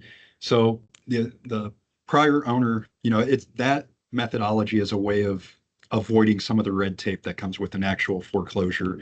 It's pretty common with office properties, and essentially what that means is the owner stopped making payments, they defaulted, and then just gave the property back to the bank. The bank then took it and sold it to another purchaser for $35 million.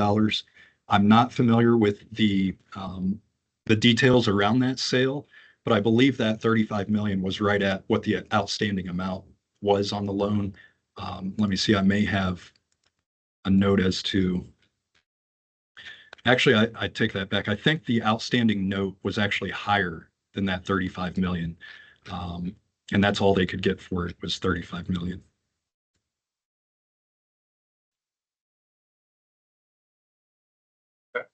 Any other question?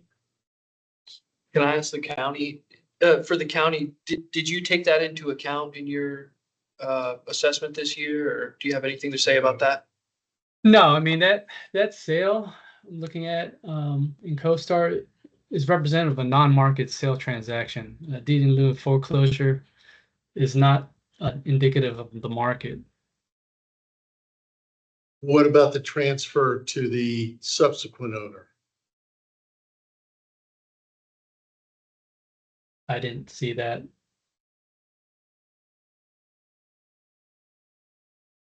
Yeah, I don't see anything. I didn't see the package. Yeah, no, and not on the package or not on the Yeah, county records. I don't see Okay. anything recorded. Okay, any other question? No? We'll go to wrap-ups. Mr. Peralta, you have a minute? Yes. Again, going through the original assessment, we're understating the per square foot rate for this property for the leases in place. The rent roll is showing $46 a square feet. We're assessing the property at $41 a square feet for leases in place. We're underestimating that projection for the income based on that information that we found in the 2024 I&E. We're over projecting the expenses achieved on the property, and then we're accounting for an additional 10 million below the line to account for that excess vacancy. That's significant, and that should be considered as opposed to any changes with the cap rate is concerned. So with that, we ask the board confirm the original assessment. Thank you. Thank you. Mr. Harmon, you have a minute? Yes, thank you. So we heard the county's testimony. They're relying on pre-pandemic occupancy, pre-pandemic rents to value this property. We're in 2025 now. The market has fundamentally changed. That level of occupancy rents, they're not coming back. Market rent, market demand have both declined significantly. The market has fundamentally changed since those prior year NOIs were achieved. The current risk profile of the property is tremendous. The property, this risk profile needs to be accounted for. It's 64% vacant. It's a 1987 build where tenants are doing a flight to quality. The property needs extensive renovations to bring it up to market. It needs extensive TIs to build out the second generation space, to build out the shell space. The market's seen negative net absorption for 5 years running. We respectfully request the board adjust the assessment to reflect what the property has actually been reporting for NOI at just 3.5 million in 2024. As it stands, the property is assessed at a 30% premium to the better performing property next door. Thank you. Thank you. Okay, it's among the board. Where do we stand?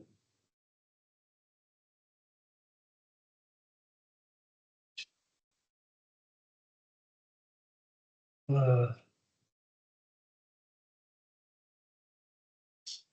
mean, I myself, looking at all the numbers like we normally do on the what's being reported, I don't see where to make any changes. I think the below the line numbers that the county is using are, okay. The sales do not report that there was another sale just after the foreclosure. So yeah, I know. Go down to the sale price. I mean, that's. if we go back to sales, is the property reported pre-sale in 2019 Yeah. $113 million. And so it's, I don't think it's reflected. And it was valued in 2019 at $109 million. Right. I think it's way down. Get it? And it did the closure or close. But you're looking at something that the leases that are there have aged. You've got others that have left, now taking it to almost a 95 or 65% vacancy. Building's not going anywhere. It's in trouble, big trouble. I mean, a lot of the leases are not necessarily ending, You're right. They're running. way. They're still, Yeah, they're long term. They started in 2020. 2029, 2034, and they're still going on some of Yeah. them. I'm okay with the assessment the way it is. And you think, for that vacant space, you think what they've got below the line adjusts enough for that? Right. For what they may need to lease that space back up over a period of time. Anything different? No? Yep. Okay, I'm gonna go ahead and move that we confirm the assessment at 71,840,900. We have a second. A second. Ms. Dooley, all in favor? Aye. Against? Okay. The assessment is being confirmed at 71,840,900 by a vote of 3-2, with a no from Mr. Hoffman and Mr. Yates. And that concludes our agenda for today. Anything else for the board? No? Actually, Dooley? I'd like to jump in here. Thank you, Jose, for chairing the meeting today. No problem. I just want to say, for moving forward, that it started last week and I was kind of surprised because usually the bickering starts about mid-October, but we got to pull this together. We got 8 very long weeks remaining before us, and the bickering back and forth between the county and the assessor. I mean, today's issue was the whole inspections. I mean, to be honest with you, Mr. Harmon, there is nothing that states when they have to be inspected. It totally makes sense. You know, if it was the shoe was on the other foot, you would be arguing that we were at this building and I don't know why they couldn't inspect the building right next door. It would have taken, 15 minutes. I don't think that the county necessarily has to have a reason to want to inspect, but if you're bringing properties before the board and contesting the assessments, then they have every reason to get into a property. So I think you should think long and hard on that. But I mean, again, like I said, the bickering has to stop. We're never going to make it to the end of October, with this. But, other than that, I don't know how else nicely to say it, but it's got to wear our big boy pants here. No, I So agree. I don't that, think- Mr. Penranda. No property owner is required to let the assessor in, but I think it's to the benefit of the appellants to do that once they bring an issue, but, Right, it gives the same taste, just like on residential properties, when they say, oh, we don't want to let them in, that darn well, the kitchen and the bathrooms have all been renovated, and there's a reason when people don't want to let, the assessor into, so. And if I may, Madam Chairwoman, the reason is so we don't have 80 inspections a year. Okay, That's the reason, you because we have- did that believe in me. 23. Excuse We me. did that and it was This isn't extensive. for comment. This is my comment to you to let Okay. you just know, you've said it multiple times today. I don't think the county has any record of visiting properties, yearly. I don't think they even have the staff. There to is, do I it. can So- provide examples. So, okay, again, not for discussion. That's all. all Mr. right. Penrose. So we are adjourning the meeting at 11:25 and we'll meet next week virtually, Tuesday, and in person on Wednesday. Thank you, everyone. Thank you. Thank you all. Thanks.